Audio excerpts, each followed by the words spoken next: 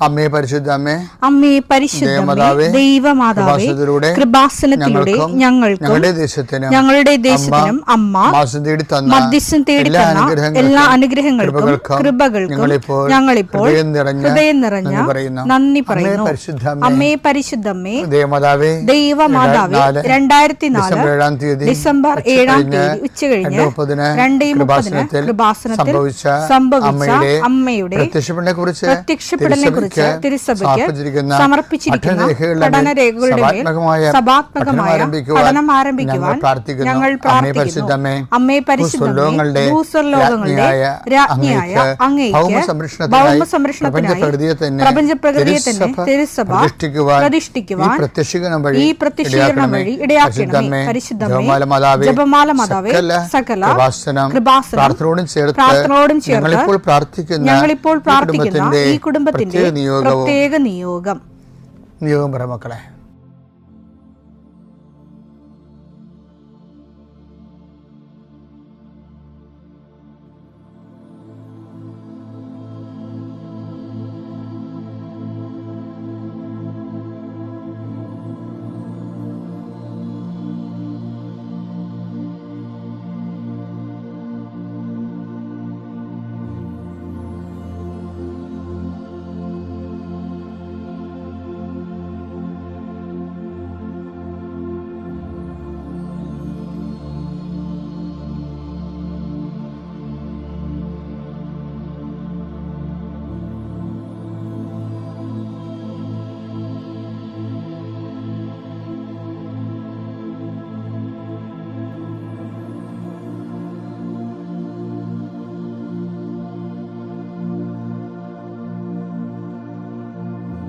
അമ്മയുടെ പ്രത്യക്ഷീകരണത്തിന്റെ ഈ അനുഗ്രഹവേളയിൽ ഞങ്ങൾക്ക് സാധിച്ചു തരുവാൻ കനിയണമേ. ആമേൻ. വിശ്വാസ പ്രമാണം. സർവശക്തനായ പിതാവും ആകാശത്തിന്റെയും ഭൂമിയുടെയും സൃഷ്ടാവുമായ ദൈവത്തിൽ ഞാൻ വിശ്വസിക്കുന്നു. അവിടുത്തെ ഏകപുത്രനും ഞങ്ങളുടെ കർത്താവുമായ ഈശോമിശിഹായിലും ഞാൻ വിശ്വസിക്കുന്നു. ഈ പുത്രൻ പരിശുദ്ധാത്മാവിനാൽ ഗർഭസ്ഥനായി കന്യകാമറിയത്തിൽ നിന്ന് പിറന്ന് പൊന്തിയോസ് പീലാത്തോസിന്റെ കാലത്ത് പീഡകൾ സഹിച്ച് കുരിശിൽ തറയ്ക്കപ്പെട്ട് മരിച്ച് അടക്കപ്പെട്ട് പാതാളങ്ങളിൽ ഇറങ്ങി മരിച്ചവരുടെ ഇടയിൽ നിന്ന് 3-ാം നാൾ ഉയർത്ത് സ്വർഗത്തിലേക്ക് എഴുന്നള്ളി സർവശക്തിയുള്ള പിതാവായ ദൈവത്തിന്റെ വലതുഭാഗത്തിരിക്കുന്നു. അവിടെ നിന്ന് ജീവിക്കുന്നവരെയും മരിച്ചവരെയും വിധിക്കുവാൻ വരുമെന്നും ഞാൻ വിശ്വസിക്കുന്നു. പരിശുദ്ധാത്മാവിലും ഞാൻ വിശ്വസിക്കുന്നു. വിശുദ്ധ കത്തോലിക്കാ സഭയിലും പുണ്യവാന്മാരുടെ ഐക്യത്തിലും പാപങ്ങളുടെ മോചനത്തിലും ശരീരത്തിന്റെ ഉയർപ്പിലും നിത്യമായ ജീവിതത്തിലും ഞാൻ വിശ്വസിക്കുന്നു. ആമേൻ. സുഖസ്ഥനായ ഞങ്ങളുടെ പിതാവേ, അങ്ങയുടെ നാമം പൂജിതമാകണമേ. അങ്ങയുടെ രാജ്യം വരണമേ. അങ്ങയുടെ തിരുമനസ് സ്വർഗത്തിലെ പോലെ ഭൂമിയിലും ആകണമേ. അന്നു വേണ്ടുന്ന ആഹാരം ഇന്ന് ഞങ്ങൾക്ക് തരണമേ. ഞങ്ങളോട് തെറ്റ് ചെയ്യുന്നവരോട് ഞങ്ങൾ ക്ഷമിക്കുന്നത് പോലെ ഞങ്ങളുടെ തെറ്റുകൾ ഞങ്ങളോടും ക്ഷമിക്കണമേ. ഞങ്ങളെ പ്രലോഭനത്തിൽ ഉൾപ്പെടുത്തരുതേ, തിന്മയിൽ ഞങ്ങൾ രക്ഷിക്കണമേ. ആമേൻ. നന്മ നിറഞ്ഞ മറിയമേ, സ്വസ്തി. കർത്താവ് അങ്ങയുടെ കൂടെ സ്ത്രീകളിൽ അങ്ങ് അനുഗ്രഹിക്കപ്പെട്ടവളാകുന്നു. അങ്ങയുടെ ഉദരത്തിൻ ഫലമായി ഈശോ അനുഗ്രഹിക്കപ്പെട്ടവനാകുന്നു. പരിശുദ്ധ മറിയമേ, തമ്പുരാന്റെ അമ്മേ, പാപികളായ ഞങ്ങൾക്ക് വേണ്ടി ഇപ്പോഴും ഞങ്ങളുടെ മരണസമയത്തും തമ്പുരാനോട് അപേക്ഷിക്കണമേ. ആമേൻ. കർത്താവേ, നിന്റെ ഉന്നതമായ നാമത്തിന് സ്വസ്ഥം ചെയ്യുന്നു. കർത്താവേ, നിന്റെ വിശുദ്ധ പൗരോഹിത്യത്തെ മഹത്വപ്പെടുത്തണമേ. കർത്താവേ, സഭയിലുള്ള സാന്നിധ്യം ദൃഢമാക്കണമേ.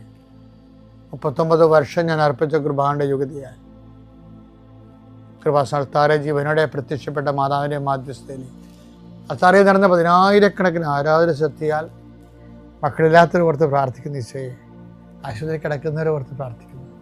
ഓരോ ബിസിനസ് ചെയ്തിട്ട് തകർന്നു പോകുന്നവരെ കർത്താവ് ഇന്നെങ്കിലും 10 പൈസ കിട്ടുക ഈശോയെ, കച്ചവടം ചെയ്തിട്ട് നിവൃത്തിയില്ലാതിരിക്കുന്നവരുണ്ട്.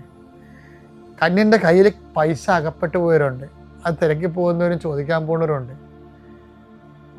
അപ്പം അവരെല്ലാം അവരുടെ ഉദ്യമങ്ങളെല്ലാം കർത്താവ് കൊച്ചു തോബിയാസിനെ നീ വിട്ടില്ലേ, കടങ്ങൾ തിരിച്ചു കിട്ടി മേടിക്കാൻ വേണ്ടി. അതുപോലെ അന്ന് റാഫേൽ മാലാഖനെ നീ കൂടെ വിട്ടില്ലേ, ഞങ്ങൾക്ക് നഷ്ടപ്പെട്ടത് തിരിച്ചു വിട്ട മേടിക്കാൻ വേണ്ടി വിടുന്നവരുടെ കൂടെ പരിശുദ്ധമ്മയെ നീ കൂടെ വിടണമെന്ന് പ്രാർത്ഥിക്കുന്നു ഈശോ. കർത്താവേ, ജീവിതമാർഗം മുട്ടിപ്പോയവരുണ്ട്, വീട് സ്ഥലവും ഇല്ലാത്തവരുണ്ട്, വിവാഹം ഒത്തുവരാത്തവരുണ്ട്, മക്കൾ ദുർനടപ്പിൽ പോയിട്ട് വേദനിക്കുന്നവരുണ്ട്. എല്ലാ മേഖലകളിലും എന്തെല്ലാം വേദന നീ അനുഭവിക്കുന്നുണ്ടോ അവിടെ എല്ലാം ഈ ദിവസം കർത്താവ് നിന്നെ ആശീർവദിക്കട്ടെ. നീ കണ്ടുമുട്ടുന്ന വ്യക്തികളെ കർത്താവ് ആശീർവദിക്കട്ടെ. നീ ഒപ്പിടുന്ന രേഖകളെ കർത്താവ് ആശീർവദിക്കട്ടെ. നീ ലോൺ എടുക്കാൻ പോവുകയോ സാമ്പത്തിക വിഷയങ്ങൾ സംസാരിക്കാൻ പോവുകയോ ചെയ്യുന്ന ഇടങ്ങളിൽ കർത്താവ് നിനക്ക് തുണ വരട്ടെ. എൻ്റെ കർത്താവിൻ്റെ ഉന്നതമായ നാമത്തിൽ, സഭയുടെ അധികാരത്തിൽ, കുരിശിൻ്റെ അടയാളത്തിൽ ഇനി ഇന്നത്തെ ദിവസം നീ പോകുന്ന എല്ലാ ഇടങ്ങളിലും നിൻ്റെ കർത്താവ് നിന്നെ സന്ധിക്കട്ടെ. നിത്യം പിതാവും പുത്രനും പരിശുദ്ധാത്മാവുമായ സർവേശ്വര എന്നേക്കുവാമേൻ. എൻ്റെ മക്കളെ, പിന്നെ നമ്മൾ കോൾ ടു ഇൻറ്റിമസി എന്നുള്ള ജനറൽ ചാപ്റ്ററിൻ്റെ ഭാഗമായിട്ട് അച്ഛൻ ഈ ഇൻറ്റിമസി എങ്ങനെ കർത്താവുമായിട്ടുള്ള വർദ്ധിപ്പിക്കാൻ പറ്റും, അതിന് അനുദിന അനുഭവങ്ങളെയും സംഭവങ്ങളെയും എങ്ങനെ അതിനുവേണ്ടി അർത്ഥവത്തോടെ ഉപയോഗിക്കാൻ പറ്റും എന്നുള്ളതിനെക്കുറിച്ചാണ് നമ്മൾ രാവിലെ ഈ ആഴ്ചകളെല്ലാം ഈ ദിവസങ്ങളെല്ലാം ചിന്തിച്ചത്. ഇന്ന് ഞാൻ നിങ്ങളോട് പറയാൻ ഉദ്ദേശിക്കുന്നത്, ഈ ദൈവത്തെ ബോധ്യപ്പെടുത്തേണ്ട ഒരു കാര്യമുണ്ട്. ദൈവത്തെ ബോധ്യപ്പെടുത്തണം. ബോധ്യപ്പെടുത്തുന്ന വെച്ചാൽ അത് ക്ലേശകാലങ്ങളെ സുവിശേഷ വിഹിതമായി കൈകാര്യം ചെയ്യണം. ക്ലേശകാലങ്ങൾ നമ്മളെ നിലനിർത്തണത്, നിത്യമായി നിലനിർത്തണമെല്ലാം ക്ലേശകാലങ്ങളായിരിക്കുകയും.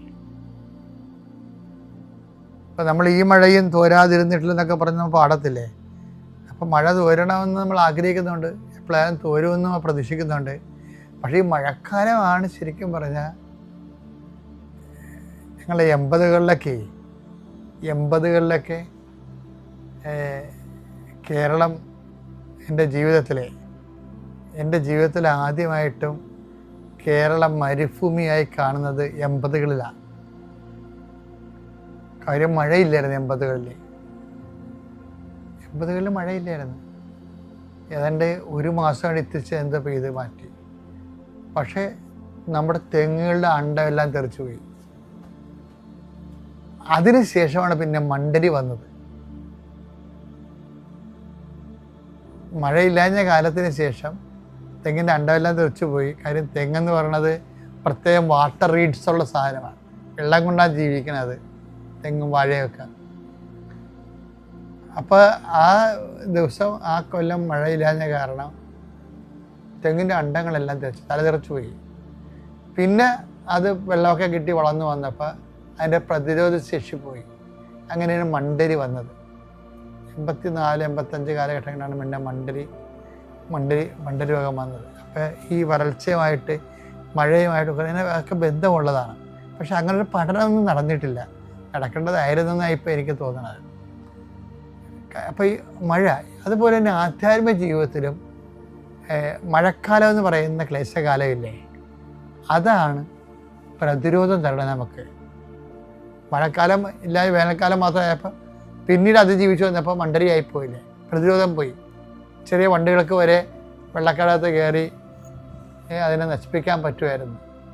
അപ്പോൾ ഈ ക്ലേശകാലങ്ങളിലുള്ളവർക്ക് ഇവിടെ വരുന്നവർക്ക് ഉണ്ടാകുന്നതിന് അത് ഒരു പ്രതിരോധം ഉണ്ടാകും. പ്രതിരോധം എന്ന് പറയുന്നത് ലോകപ്രലോഭനങ്ങളെ അതിജീവിക്കാനുള്ള കഴിവുണ്ടാകും. ആ ക്ലേശകാലങ്ങളാണ്. പക്ഷേ ക്ലേശകാലങ്ങളെ നമ്മൾ സുവിശേഷ വിഹിതമായി ഉപയോഗിക്കണമെന്നേ ഉള്ളൂ. സുവിശേഷ വിഹിതമായി ഉപയോഗിക്കണം. അപ്പോൾ എന്നിട്ട് നമ്മൾ ദൈവത്തെ ബോധ്യപ്പെടുത്തി കൊടുക്കണം.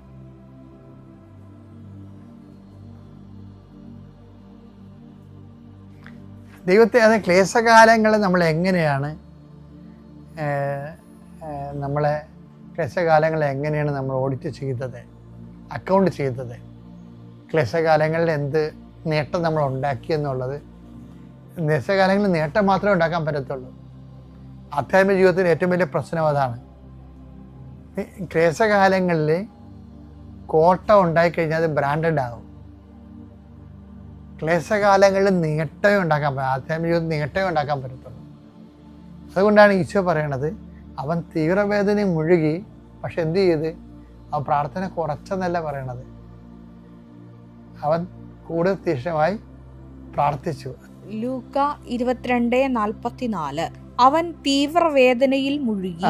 ക്ലേശകാലം അവൻ തീവ്രവേദനയിൽ മുഴുകി, കൂടുതൽ തീക്ഷ്ണമായി പ്രാർത്ഥിച്ചു.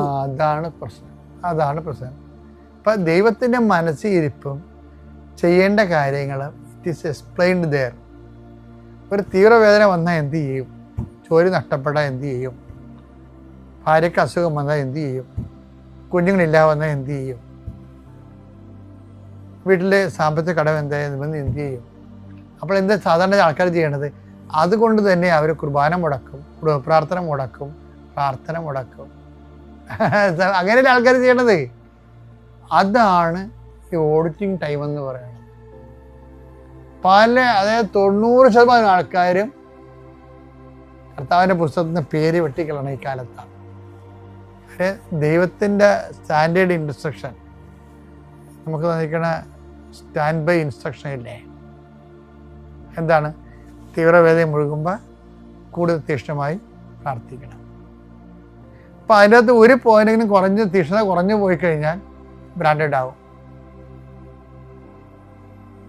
കോൾ ടു ഇൻറ്റിമസി എന്ന് പറഞ്ഞ വലിയ സബ്ജക്റ്റിൻ്റെ ഓരോ ഭാഗങ്ങൾ അച്ഛൻ പറയണത് ഇത് ഏതെങ്കിലും പുസ്തകമൊക്കെ പറഞ്ഞതല്ല. എൻ്റെ ജീവിതത്തിൽ നിന്നും എൻ്റെ ആലോചനയിലും പ്രാർത്ഥനയിലും കർത്താവ് എനിക്ക് വെളിവാക്കി തന്ന കാര്യങ്ങളാണ് ഞാൻ നിങ്ങൾക്ക് പറഞ്ഞു തരുന്നത്. ദൈവത്തിന് ഒരു സ്റ്റാൻഡേർഡുണ്ട്. തീവ്രവേദന വന്നാൽ ദൈവത്തിൻ്റെ നിർമ്മലൻ എന്താ ചെയ്യേണ്ടത്? ദൈവത്തിൻ്റെ ദാസൻ എന്താണ് ചെയ്യേണ്ടത്? അവൻ കൂടുതൽ തീക്ഷ്ണമായി പ്രാർത്ഥിക്കണം. എന്തെങ്കിലും തരത്തിൽ തീക്ഷ്ണത കുറഞ്ഞു പോയാൽ അപ്പം തന്നെ അത് ബ്രാൻഡഡ് ആകും. കാര്യം എന്താ വെച്ച് കഴിഞ്ഞാൽ തീവ്രവേദന കാലം എന്ന് പറയുന്നത് തന്നെ ഈ വിഷയം നമ്മൾ കൂടുതൽ തീക്ഷ്ണമായി പ്രാർത്ഥിച്ചിട്ട് ആ നമ്മുടെ ആധ്യാത്മിക പോഷണത്തിൻ്റെ റെക്കോർഡ് ഉണ്ടാക്കുന്ന ഒരു കാലമാണ്. അത് നമ്മൾ വളരെ ശ്രദ്ധിക്കണം. അതുകൊണ്ട് എപ്പോഴും ഒന്ന് പ്രാർത്ഥിക്കണം. കർത്താവേ തീവ്രവേദന കാലം ഉണ്ടായാൽ, തീവ്രവേദനയുടെ കാലം ഉണ്ടായാൽ അല്പം പോലും വിശ്വാസം കുറയാതെ, അല്പം പോലും വിശ്വാസം കുറയാതെ, അല്പം പോലും പ്രാർത്ഥനയുടെ എരിവ് കുറയാതെ, അല്പം പോലും പ്രാർത്ഥനയുടെ എരിവ് കുറയാതെ പ്രാർത്ഥിക്കാൻ, കൂടുതൽ തീക്ഷ്ണതയോടെ പ്രാർത്ഥിക്കാൻ അങ്ങേപോലെ എന്നെ സഹായിക്കണമേ. എൻ്റെ പേര് രമ്യ. ഞാൻ വരുന്നത് ജീസസ് ബാപ്റ്റിസം ചർച്ച് തൈക്കാട്ടുശ്ശേരി ഇടവകയിൽ നിന്നാണ്. ഇതെൻ്റെ ഭർത്താവ് സൈമൺ. ഞാൻ ആദ്യമായിട്ട് ഉടമ്പടി എടുത്തത് 2022 ഏപ്രിൽ മാസമാണ്. അന്ന് ഞാൻ ശരിക്കും എൻ്റെ ജ്യേഷ്ഠത്തിയുടെ കൂടെ ഇവിടെ പ്രാർത്ഥിക്കാൻ വേണ്ടി വന്നു. ജ്യേഷ്ഠത്തി ഉടമ്പടി എടുക്കാൻ വേണ്ടിയിട്ട് പോയപ്പോൾ ഞാൻ ദാ അവിടെ കസേരയിൽ ഇരിക്കുമായിരുന്നു. വർഷങ്ങൾക്ക് മുമ്പേ കൃപാസനത്തിൽ വരുന്ന ഒരാളാണ് ഞാൻ. എൻ്റെ മോളുടെ ചെറുപ്രായം തൊട്ടേ തന്നെ എനിക്ക് കൃപാസനം അറിയാവുന്നതാണ്. ഞാൻ എപ്പോഴും വരികയും പണ്ട് ഏകദിന ധ്യാനത്തിലെല്ലാം വന്ന് പ്രാർത്ഥിക്കുകയും എല്ലാം ചെയ്തുകൊണ്ടിരിക്കുന്ന ആളാണ്. അതുകൊണ്ട് പതിവ് പോലെ ഞാൻ അവിടെ വന്നിരുന്ന് പ്രാർത്ഥിച്ചപ്പം ചേച്ചി എന്നോട് ഉടമ്പടി എടുക്കാമെന്ന് വിളിച്ചെങ്കിലും ഞാൻ പറഞ്ഞ് ചേച്ചി ഞാനിവിടെ ഇരുന്ന് പ്രാർത്ഥിച്ചോളാം, ഞാൻ എപ്പോഴും ഇവിടെ വരുന്ന ആളല്ലേ എന്ന് പറഞ്ഞെങ്കിലും അവിടെ ഇരുന്ന സമയത്ത് ഒരാൾ എന്നെ ഉന്തി നീ പോയി ഉടമ്പടി എടുക്കുമെന്ന് പറഞ്ഞിട്ട് ഒറ്റ ഉന്തു വെച്ചെന്ന പോലെയാണ് എനിക്ക് തോന്നിയത്. ഞാൻ പോയി ഉടമ്പടി എടുത്തു. അന്ന് എൻ്റെ മനസ്സിൽ ഞങ്ങൾക്ക് 2 സ്ഥലം ഉണ്ടായിരുന്നു. ഒന്ന് ഇയാളുടെ വീടും എൻ്റെ വീടും കച്ചവടം ചെയ്യാൻ നോക്കിയിട്ട് സാധിക്കാതെ വന്ന സമയത്ത് മാതാവിനോട് പ്രാർത്ഥിച്ച് 2ാമത്തെ ലോക്ക്ഡൗൺ ടൈമിലാണ് ഈ 2 വീടുകളും കച്ചവടമായത്. അപ്പോൾ ഞങ്ങളൊരു പുതിയ സ്ഥലം വാങ്ങിച്ചിരുന്നു. അവിടെ ഭവനം പണിക്ക് വേണ്ടി ലോണിന് അപ്ലൈ ചെയ്യുന്ന സമയമായിരുന്നു. അന്ന് എനിക്കൊരു ജോലി ഉണ്ടായിരുന്നതുകൊണ്ട് എൻ്റെ മനസ്സിൽ എല്ലാവരെയും പോലെ തന്നെ തോന്നി ഉടമ്പടി എടുത്തില്ലെങ്കിൽ ലോണൊക്കെ കിട്ടുമല്ലോ, പിന്നെ എന്തിനാണ് ഇപ്പോൾ ഉടമ്പടി എടുത്ത് എത്ര വിശുദ്ധിയിലൊക്കെ നടക്കണ്ടേ എന്നൊക്കെ ഒരു ചിന്ത എൻ്റെ മനസ്സിലുണ്ടായിരുന്നു. അതുകൊണ്ട് ആണ് ഞാൻ സത്യത്തിൽ എടുക്കാതിരുന്നത്. അത് കഴിഞ്ഞ് ഞാൻ ഉടമ്പടി എടുത്തതിന് ശേഷം ഈ നിയോഗങ്ങളെല്ലാം സമർപ്പിച്ചു. വീടിൻ്റെ കാര്യം സമർപ്പിച്ചു. പിന്നെ എല്ലാവരും ചെയ്യുന്നത് പോലെ ലൗകികമായിട്ടുള്ള കുറേ ആവശ്യങ്ങളാണ് ഞാൻ അതിനകത്ത് എഴുതി വച്ചിരുന്നത്. പിന്നെ ഞാൻ ശരിക്കും യാക്കോബ സഭയിലാണ് ഞാൻ ജനിച്ചതെങ്കിലും മാതാവുമായിട്ട് പണ്ട് എന്തോ ഒരു ഭയങ്കരമായൊരു ബന്ധം എനിക്കുണ്ടായിരുന്നു. 18ാമത്തെ വയസ്സിലാണ് മാതാവിനെക്കുറിച്ച് ശരിക്കും അറിയുന്നതും ജപമാല ചൊല്ലാൻ തുടങ്ങിയതും. ഞങ്ങളുടെ യാക്കോബിറ്റ് സഭയിൽ അങ്ങനെ ജപമാല ആരും ചൊല്ലാറില്ല. പക്ഷെ ഞാനൊരു സിസ്റ്ററുടെ ധ്യാനത്തിന് പോയതിന് ശേഷം ഞാനും എൻ്റെ അമ്മയും അനിയത്തിയും ജപമാല ചൊല്ലുമായിരുന്നു. സന്ധ്യപ്രാർത്ഥനയ്ക്ക് ഇരിക്കുമ്പോൾ ഞങ്ങൾ ജപമാല ചൊല്ലുമായിരുന്നു. അതിനുശേഷം ഉടമ്പടി എടുത്ത് ആ മാതാവ് എന്നെ ഒന്ന് അറിയിച്ചു തന്നാൽ ഞാൻ ലോണിന് നടന്നിട്ട് എനിക്ക് ലോണ് കിട്ടിയില്ല. അപ്പം ഞാൻ മാതാവിനോട് പറഞ്ഞു, മാതാവേ എൻ്റെ മെറിറ്റൊക്കെ പോയി, ഇനി മാതാവ് വിചാരിച്ചാലേ നടക്കത്തുള്ളൂ എന്ന് പറഞ്ഞ് അങ്ങനെ ഉപ്പ് നേർച്ച വസ്തുക്കൾ ഉപയോഗിക്കാൻ തുടങ്ങി. അങ്ങനെ ലോണ് കിട്ടി. വീട് പണി ആരംഭിച്ച് ഏകദേശം ഒരു പകുതി ടൈം കഴിഞ്ഞപ്പം ഇതെടുത്ത കോൺട്രാക്ടർ പണി നിർത്തിവെക്കുകയും പൈസയെല്ലാം നമ്മൾ മുൻകൂർ കൊടുത്തിട്ട് പണി തുടങ്ങാത്ത, അതായത് പൈസ വാങ്ങിയിട്ട് പണി തുടങ്ങാത്തൊരവസ്ഥയിൽ നിൽക്കുന്ന സമയത്ത് എൻ്റെ ജോലിയും നഷ്ടപ്പെടുകയുണ്ടായി. ആ സമയത്ത് ശരിക്കും പറഞ്ഞാൽ നടുക്കടലിൽ പെട്ടുപോകുന്നൊരവസ്ഥയിലോട്ടാണ് നമ്മൾ പോയിക്കൊണ്ടിരിക്കുന്നത്. അപ്പോൾ ഉടമ്പടി പക്ഷേ മുടക്കിയില്ല, റെഗുലറായിട്ട് തന്നെ പുതുക്കുകയും പേപ്പർ കൊടുക്കുകയും എല്ലാം ചെയ്തുകൊണ്ടിരുന്നു. അങ്ങനെ വന്ന സമയത്ത് ജോലി പോയല്ലോ. അപ്പോൾ എനിക്കെന്താ പ്രാർത്ഥിക്കാനുള്ള സമയം കൂടുതൽ കിട്ടി. അച്ഛൻ്റെ ആരാധനകൾ പഴയതും പുതിയതും എല്ലാം വീട്ടിലിരുന്ന് TV-യിൽ ഓണാക്കി വെച്ച് പ്രാർത്ഥിക്കാൻ തുടങ്ങി. അങ്ങനെ പണി സ്റ്റക്കായിരുന്ന സമയത്ത് പണിയുന്ന സ്ഥലത്ത് പോയി നേർച്ച വസ്തു ഉപ്പ് പണിസ്ഥലത്ത് ഇട്ട് പ്രാർത്ഥിക്കുകയും എല്ലാ കട്ടിളപ്പടികളിലും കല്ലിലും എല്ലാം ഞാൻ തൈലം കൊണ്ട് കുരിശ് വരച്ചു. അങ്ങനെ കുരിശ് വരച്ച് പണി വളരെ ഫാസ്റ്റായിട്ട് പണി പുരോഗമിക്കാൻ തുടങ്ങി. ആ സമയത്ത് കോൺട്രാക്ടറുമായിട്ട് സംസാരിച്ച് പൈസ കൊടുക്കാം, കാരണം അയാൾ ഒരു തരത്തിലും അത് നമ്മൾ പറയുന്ന രീതിയിൽ വരുന്നില്ല. അങ്ങനെ ഒരു സന്ധ്യ സമയത്ത് ഞാൻ ഉപ്പും കാശ് രൂപവും കയ്യിൽ പിടിച്ചിട്ട് ഈ മനുഷ്യൻ്റെ അടുത്ത് എന്നിട്ട് പറഞ്ഞു, വെറുതെ ഒന്ന് പറഞ്ഞു സാറേ, അപ്പോൾ എൻ്റെ ഹസ്ബൻഡ് കൺസ്ട്രക്ഷനാണ്, ലോണുമായിട്ട് ബന്ധപ്പെട്ടാണ് ഇയാൾ നമ്മൾ പരിചയപ്പെടുന്നത്. ഞാൻ ചുമ്മാ ചോദിച്ചു, സാറേ ഞങ്ങൾ പണിതോട്ടെ വീടെന്ന് ചോദിച്ചു, ഹസ്ബൻഡും കൂട്ടുകാരും ചെയ്തോട്ടെ എന്ന് ചോദിച്ചു. അയാൾ പെട്ടെന്ന് തന്നെ പറഞ്ഞു, എന്നാൽ പിന്നെ അങ്ങനെ ആവട്ടെ എന്ന് പറഞ്ഞു. പൈസ ഇതെല്ലാം ഞാൻ തന്നെ ചെയ്യും, നിങ്ങൾ പണിതോളാൻ പറഞ്ഞു. അങ്ങനെ പിറ്റേ ദിവസം തൊട്ട് 10-16 പണിക്കാർ വെച്ചിട്ട് 2 മാസം കൊണ്ട് ഞങ്ങളുടെ വീടിൻ്റെ പണി തീർന്നു. ആ സമയത്താണ് ഞങ്ങൾ അരൂരായിരുന്നു ആദ്യം താമസിച്ചിരുന്നത്. അവിടുന്ന് വന്നിട്ട് ഞങ്ങൾ ലാറ്റിൻ പള്ളി തിരക്കി അങ്ങനെ ഇറങ്ങി. ഞങ്ങൾക്ക് അറിയില്ല എവിടെയാണ് ലാറ്റിൻ പള്ളി എന്ന്. അങ്ങനെ അന്വേഷിച്ച് പോകുന്ന സമയത്ത് 2 ചേട്ടന്മാർ വഴി നിൽക്കുന്നത് കണ്ടപ്പോൾ ഞാൻ ചോദിച്ചു, ചേട്ടാ ഇവിടെ ലാറ്റിൻ പള്ളി എവിടെയാണ് ഉള്ളതെന്ന് ചോദിച്ചപ്പോൾ ഇന്ന സ്ഥലത്തുണ്ട് എന്ന് പറഞ്ഞു. അപ്പോൾ ഞങ്ങൾ അവിടെ ചെന്നു. അവിടെ ചെന്നപ്പം അതിൻ്റെ അടുത്തുള്ള ഒരാൾ അവിടുത്തെ കപ്പിയാരുടെ നമ്പർ തന്നു, കുഞ്ഞുമോൻ എന്ന് പറയുന്ന ചേട്ടൻ്റെ നമ്പർ തന്നു. ഞങ്ങൾ ആ ചേട്ടനെ വിളിച്ചപ്പോൾ പറഞ്ഞു, വൈകുന്നേരം നിങ്ങൾ വന്നാൽ ഇവിടെ അച്ഛനോട് സംസാരിക്കാമെന്ന് പറഞ്ഞു. അങ്ങനെ ഞങ്ങൾ അരൂര് പോയി തിരിച്ച് വൈകുന്നേരം ചെല്ലുന്ന സമയത്ത് അവിടെ കുർബാനയ്ക്കുള്ള ഒരുക്കങ്ങളായിരുന്നു.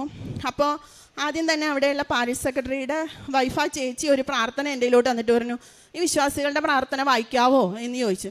ഞാൻ പറഞ്ഞു, പിന്നെന്താ ഞാൻ വായിക്കാമല്ലോ എന്ന് പറഞ്ഞ് ഞാൻ അന്ന് ആദ്യമായി ഇടവക ചേരാൻ ചെന്നതിന് ആൾത്താരയിൽ കയറി വായിക്കാൻ നിന്നു. ഇതെല്ലാം കഴിഞ്ഞ് ഞങ്ങൾ കുർബാന അർപ്പിച്ചുകൊണ്ട് നിൽക്കുന്ന സമയത്ത് ഞാൻ നോക്കുമ്പോൾ ജോസഫച്ചൻ വന്ന് നിൽക്കുന്നു. അപ്പം ഞാൻ എൻ്റെ മമ്മി അടുത്തുണ്ട്, മമ്മിയോട് പറഞ്ഞു, മമ്മി ജോസഫച്ചൻ വന്നിട്ടുണ്ടല്ലോ എന്ന് പറഞ്ഞു. അപ്പോൾ ചിന്തിക്കുന്നില്ല, എന്താണെന്നൊന്നും ചിന്തിക്കുന്നില്ല. അത് കഴിഞ്ഞാണ് അറിയുന്നത് ജോസഫച്ചനാണ് പള്ളിയുടെ വികാരി എന്ന്. അപ്പോൾ മാതാവ് ശരിക്കും എന്നെ അവിടെ കൊണ്ടുവന്നതാണെന്നാണ് ഞാൻ വിശ്വസിക്കുന്നത്. എൻ്റെ 20ാമത്തെ വയസ്സിൽ ഞാൻ മാതാവിനെ ദർശനത്തിൽ കണ്ടതാണ്. അങ്ങനെ വീടിൻ്റെ പണി കഴിഞ്ഞു. വെഞ്ചരിപ്പിൻ്റെ കാര്യം പറഞ്ഞപ്പം അന്ന് പണി പൂർത്തീകരിക്കാൻ കുറച്ച് കൂടി തീരുന്നില്ല. അപ്പം അച്ഛനോട് വെഞ്ചരിക്കാൻ പറഞ്ഞപ്പോഴത്തേക്ക് അച്ഛൻ പറഞ്ഞു, അന്ന് ക്ലിൻ്റൺ അച്ഛനുള്ള സമയമാണ്. അച്ഛൻ പറഞ്ഞു, ഞാൻ വന്ന് വെഞ്ചരിക്കാമെന്ന് അച്ഛൻ പറഞ്ഞു. അച്ഛൻ വന്ന് വീട് വെഞ്ചരിച്ചതിന് ശേഷം വളരെ ഫാസ്റ്റായിട്ടാണ് പണി കഴിഞ്ഞത്. പിന്നെ 1 മാസം പോലും എടുത്തില്ല വീടിൻ്റെ പണി തീരാൻ. അങ്ങനെ ഞങ്ങൾ ഇടവകയിൽ ചേർന്നു. അവിടെ എല്ലാ കാര്യങ്ങളും പ്രവർത്തിച്ചുകൊണ്ടിരിക്കുന്നു. അതിനുശേഷം പിന്നെ എൻ്റെ 2ാമത്തെ സാക്ഷ്യം എന്ന് പറയുന്നത്, ഒരു ജൂൺ മാസം ആയ സമയം തൊട്ട് എനിക്ക് പീരീഡ്സ് കറക്റ്റ് അല്ലാത്ത അവസ്ഥയിലോട്ട്, അതായത് പീരീഡ്സ് ഒട്ടും വരുന്നില്ലാത്തൊരവസ്ഥയിലോട്ട് വന്നു. ജൂൺ മാസം ജൂലൈ ഒക്കെ അങ്ങനെ നിന്നു. ഓഗസ്റ്റ് മാസം പെട്ടെന്ന് ശക്തമായ ബ്ലീഡിങ് ഉണ്ടാകുകയും ഒരാഴ്ചയൊക്കെ ഞാനത് കൊണ്ടു നടന്നു. പക്ഷേ എനിക്ക് പിന്നീട് ഒരാഴ്ച കൂടി കഴിഞ്ഞ് രാത്രിയിൽ ശക്തമായ ബ്ലീഡിങ്ങും പെയിനോട് കൂടി, അതായത് നമ്മൾ ഡെലിവറിക്ക് കയറുന്നതിലും ശക്തമായ പെയിനായിരുന്നു. വയറിലും ബാക്ക് സൈഡിലും പെയിൻ വന്നതിൻ്റെ ബോധം പോകുന്ന അവസ്ഥയായി. അങ്ങനെ എന്നെ പെട്ടെന്ന് രാത്രി ഹോസ്പിറ്റലിൽ കൊണ്ടുപോയി എമർജൻസിയിൽ ട്രീറ്റ്മെൻറ്റ് ചെയ്തതിന് ശേഷം ഡോക്ടർ ഹിന്ദു എന്ന് പറയുന്ന ഒരു ഡോക്ടറെ കാണണോ ഞാൻ പറഞ്ഞത്. പക്ഷെ അവരിങ്ങനെ പറഞ്ഞു, വേറൊരു ഡോക്ടറുടെ പേര് പറഞ്ഞു. അപ്പം ഞാൻ പറഞ്ഞു ഓക്കെ. അങ്ങനെ അവിടെ ചെന്നിരുന്ന് ഡോക്ടറെ കണ്ട് ഡോക്ടർ ഒരു എമർജൻസി അവിടെ സ്കാൻ ചെയ്തപ്പം പറഞ്ഞത്, നിൻ്റെ യൂട്രസിൽ 17 സെൻറ്റിമീറ്ററിലുള്ളൊരു പോളിപ്പാണ്. അത് യൂട്രസിന് ഭയങ്കര വലിപ്പമാണ്. ആ മോണിറ്ററിൽ കാണിച്ചു തന്നു, യൂട്രസിന് ചുറ്റും നിറയെ ബ്ലഡാണ്, അതിൻ്റെയാണ് ഈ പെയിൻ. ഇത് ബയോപ്സിക്ക് വിടണം, ക്യാൻസറിൻ്റെ എന്തെങ്കിലും ഉണ്ടോ എന്ന് ഞങ്ങൾക്ക് സംശയമുണ്ടെന്ന് പറഞ്ഞു. അപ്പം ഞാനിത് കേട്ട് പുറത്ത് വന്നു കഴിഞ്ഞപ്പം എല്ലാവർക്കും അറിയാം നോർമലി നമ്മൾ ആകെ തറന്നു. പക്ഷേ പെട്ടെന്നൊരു വിഷമം തോന്നി, ഒരു കരച്ചിൽ വന്നെങ്കിലും പെട്ടെന്ന് ഞാൻ ഓർത്തു, ഞാനെന്തിനാ പേടിക്കുന്നത്, ഞാൻ ഉടമ്പടിയിലല്ലേ. അങ്ങനെ ഞാൻ ബയോപ്സിക്ക് വേണ്ടി വെയിറ്റ് ചെയ്തിരിക്കുന്ന ആ സമയത്ത് മൂത്ത ഏട്ടൻ വന്നിട്ട് ഒരു കൃപാസനം പത്രം തന്നിട്ട് പറഞ്ഞു, ഈ പത്രം കയ്യിൽ വെച്ചോ എന്ന് പറഞ്ഞു. അപ്പോൾ എൻ്റെ കയ്യിൽ പത്രമൊന്നും ഉണ്ടല്ലോ, ഉപ്പ് മാത്രമേ ഉണ്ടായിരുന്നുള്ളൂ, കാശ് രൂപം. ഞാൻ പത്രം കൈ പിടിച്ച് ഉപ്പ് വിശ്വാസപ്രമാണം ചൊല്ലി കഴിച്ച കാശ് രൂപവും കഴുത്തേലിട്ടുകൊണ്ട് ഞാൻ ബയോപ്സിയുടെ ആ ടെസ്റ്റ് എടുക്കാൻ വേണ്ടി കയറി. അത് ഡോക്ടർ പറഞ്ഞു കുറച്ച് ഇത്തിരി നല്ല പെയിൻ ഉണ്ടാവും, ഉള്ളിലേക്ക് ഒരു ഇത് കിടത്തി വിട്ടിട്ടൊക്കെയാണ് അത് എടുക്കുന്നതെന്ന് പറഞ്ഞു, നല്ല വേദന ഉണ്ടാവുമെന്ന് പറഞ്ഞു. അങ്ങനെ അതും കഴിച്ച് നേർച്ച വസ്തു കഴിച്ച് ആശുരൂപത്തിൽ ഞാൻ മുറുകെ പിടിച്ചു മാതാവേ.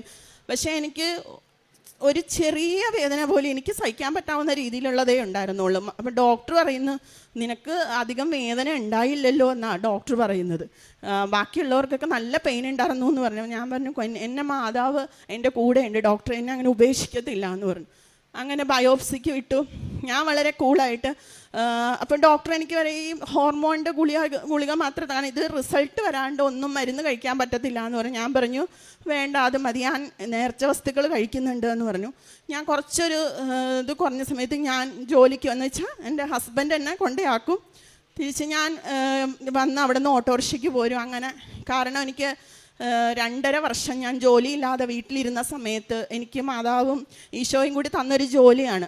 അപ്പോൾ അതിൻ്റെ ബാക്കി ഞാൻ പിന്നെ പറയാം. അപ്പം അതുകൊണ്ട് ഞാൻ അങ്ങനെ പോയി.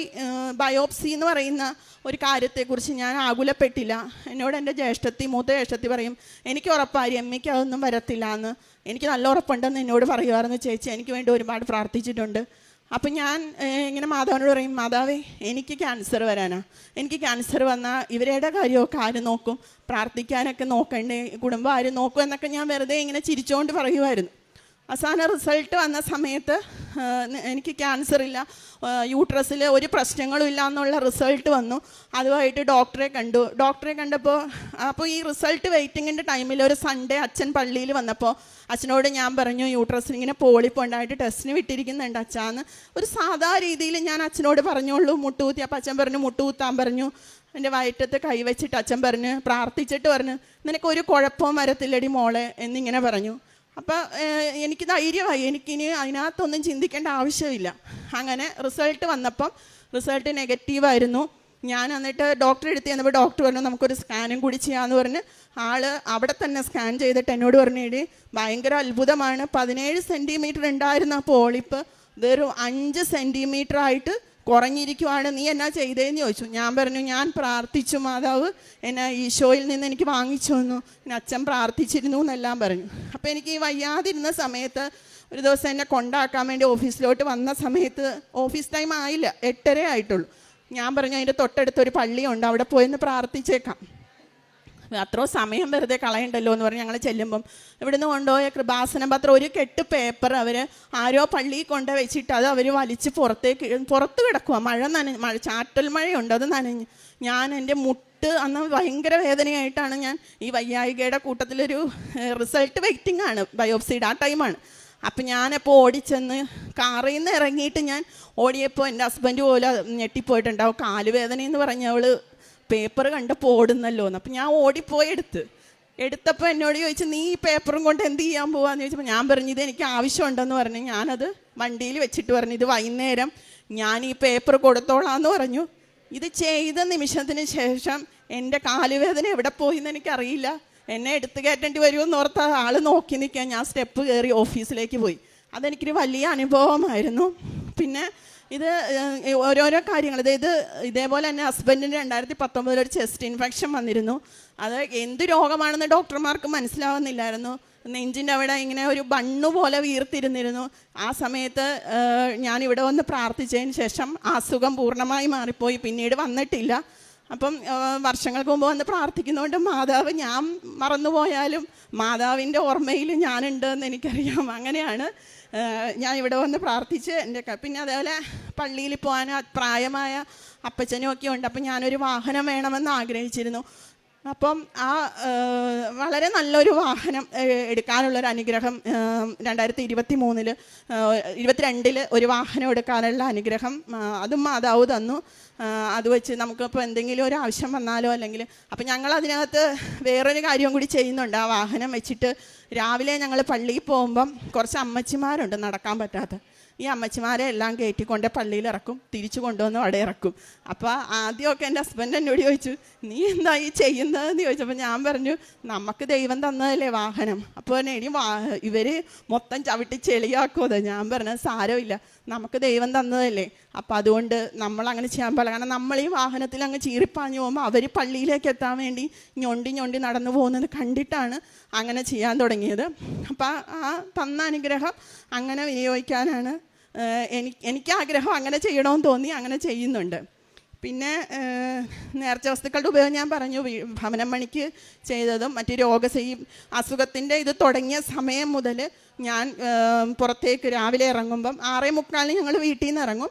കുർബാന കണ്ടതിന് ശേഷം അവിടെ നിന്ന് തന്നെ കയറി ഞാൻ ജോലിക്ക് പോവുക ചെയ്യുന്നത്. അപ്പം കുറച്ച് വെള്ളമെടുത്ത് ഉപ്പും തേനും തൈലവും വിശ്വാസപ്രമാണം ചൊല്ലി കഴിച്ച് കർത്താവിൻ്റെ സംരക്ഷണവും വായിച്ചിട്ടാണ് ഞാൻ ജോലിക്ക് പോകുന്നത്. രാവിലെ നമ്മുടെ പ്രഭാത പ്രാർത്ഥന ചൊല്ലി ഉടനെ തന്നെ അച്ഛൻ്റെ ഡെയിലി ബ്രെഡ് കൂടി അതിൻ്റെ കൂടെ തന്നെ പിന്നെ സാക്ഷ്യങ്ങളാണ്. ഇതുപോലെ തന്നെയാണ് വൈകുന്നേരവും സന്ധ്യാപ്രാർത്ഥന കഴിഞ്ഞാൽ ഞങ്ങൾ ഉടനെ തന്നെ സാക്ഷ്യങ്ങൾ ഇട്ടിട്ട് ഉള്ളൂ. ഞങ്ങൾ സാധാരണ കേബിളൊക്കെ കട്ട് ചെയ്തായിരുന്നു. ഞങ്ങൾ സാധാരണ അങ്ങനെ വലിയ കാര്യങ്ങളൊന്നും ടി വിയിൽ വരെ കേൾക്കാറില്ല. പിന്നെ എനിക്ക് വിഷമിച്ചിരിക്കുന്ന സമയത്ത് പലപ്പോഴും ഞാൻ അച്ഛൻ്റെ ധ്യാനങ്ങൾ കൂടുമ്പോൾ അതിനകത്ത് അച്ഛൻ എന്നോട് പറയുന്നതായിട്ട് എനിക്ക് തോന്നും. അപ്പോൾ നമ്മൾ എന്തൊരു പ്രശ്നത്തിൽ ഇരിക്കുവാണെങ്കിലും വലിയൊരു സൊല്യൂഷൻ അതിനകത്ത് അച്ഛൻ പറഞ്ഞിട്ടുണ്ടാവും. ചിലപ്പോൾ ചില കാര്യങ്ങൾ താമസിക്കുന്നത് അത് ഏറ്റവും നല്ലതിന് വേണ്ടിയിട്ടായിരിക്കുമെന്നും അങ്ങനെ കുറച്ച് കാര്യങ്ങളുണ്ട്. അപ്പോൾ അത് നടക്കുമ്പോൾ ഞാൻ വീണ്ടും ഈ അൾത്താരിൽ സാക്ഷ്യം പറയുമെന്ന് തന്നെയാണ് എൻ്റെ വിശ്വാസം.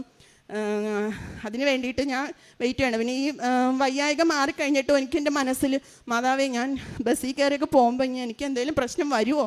അപ്പോൾ ഒരു ദിവസം അച്ഛനൊരു കഴിഞ്ഞ മാസം അച്ഛനെ ഒരുപാട് പ്രാവശ്യം സ്വപ്ന ദർശനത്തിൽ വരാറുണ്ട്. അപ്പോൾ അച്ഛൻ വന്നിട്ട് സ്വപ്നത്തിൽ എൻ്റെ വയറിൽ കൈവച്ചിട്ട് പറഞ്ഞു, എടി മകളെ, നിനക്കിനി ഈ അസുഖം വരില്ല എന്ന് പറഞ്ഞപ്പോൾ ഞാൻ പറഞ്ഞു, മാതാവേ, ഞാനിങ്ങനെ മനസ്സിൽ തോന്നിയപ്പോൾ അച്ഛനെ കൊണ്ട് മാതാവ് പറയിച്ചതാണെന്ന് എനിക്ക് മനസ്സിലായി എന്ന് പറഞ്ഞു. ഇതൊക്കെയാണ് അനുഗ്രഹം. പിന്നെ എൻ്റെ മോളുടെ അനുഗ്രഹങ്ങളൊക്കെ ഉണ്ട്. അവർ ഉടമ്പടിയിലാണ്, അവൾ നേഴ്സിംഗ് പഠിക്കുക, ഹോസ്റ്റലിലാണ്. അപ്പോൾ അവളത് നേരിട്ട് പറഞ്ഞോളൂ അവളുടെ പഠിത്തം കഴിയുമ്പം. പ്രേക്ഷിത പ്രവർത്തനങ്ങളായിട്ട് ചെയ്യുന്നത് ഇവിടുന്ന് പേപ്പറുകൾ മേടിച്ചിട്ട് ഓട്ടോ സ്റ്റാൻഡ് അല്ലെങ്കിൽ ബസ് സ്റ്റാൻഡ്, പള്ളികളിൽ പിന്നെ ആവശ്യമുള്ള ആൾക്കാർക്കൊക്കെ കൊടുക്കുകയാണ് ചെയ്യുന്നത്. പിന്നെ ഞാനൊരിക്കൽ ബസ്സിൽ കയറിയപ്പം ഒരമ്മച്ചി, എനിക്കത് മാതാവായിട്ടാണ് എനിക്ക് ഫീൽ ചെയ്തത്. ഈ കലവൂരിൻ്റെ അപ്പുറത്തെ സ്റ്റോപ്പിൽ നിന്നാണ് ആൾ കയറിയത്. ഞാൻ തിരുവനന്തപുരത്ത് പോവുമായിരുന്നു. അപ്പം ഫ്രണ്ടിൽ സീറ്റ് ഉണ്ടായിട്ടും ആ അമ്മ വന്ന് എൻ്റെ ഇരുന്നിട്ട് എന്നോട് പറഞ്ഞു, മോളെ, എനിക്ക് ഭയങ്കര തലവേദനയാണ്, എനിക്ക് ഒട്ടും പറ്റുന്നില്ല എന്ന് പറഞ്ഞപ്പോൾ ഞാൻ പറഞ്ഞു, മാതാവിൻ്റെ തൈലം ഉണ്ട് എൻ്റെ കയ്യിൽ, ഞാൻ തൊട്ട് പ്രാർത്ഥിക്കട്ടെ എന്ന് ചോദിച്ചപ്പോൾ പ്രാർത്ഥിച്ചോളാൻ പറഞ്ഞു. ഞാനപ്പോൾ വിശ്വാസ പ്രമാണം ചൊല്ലി തൈലം തൊട്ട് പ്രാർത്ഥിച്ചതോടുകൂടി അവർ പറഞ്ഞു, എൻ്റെ തലവേദന എവിടെ പോയി എന്നറിയില്ല. ഞാൻ പറഞ്ഞു കൃപാസനത്തിലെ കാര്യമൊക്കെ പറഞ്ഞു.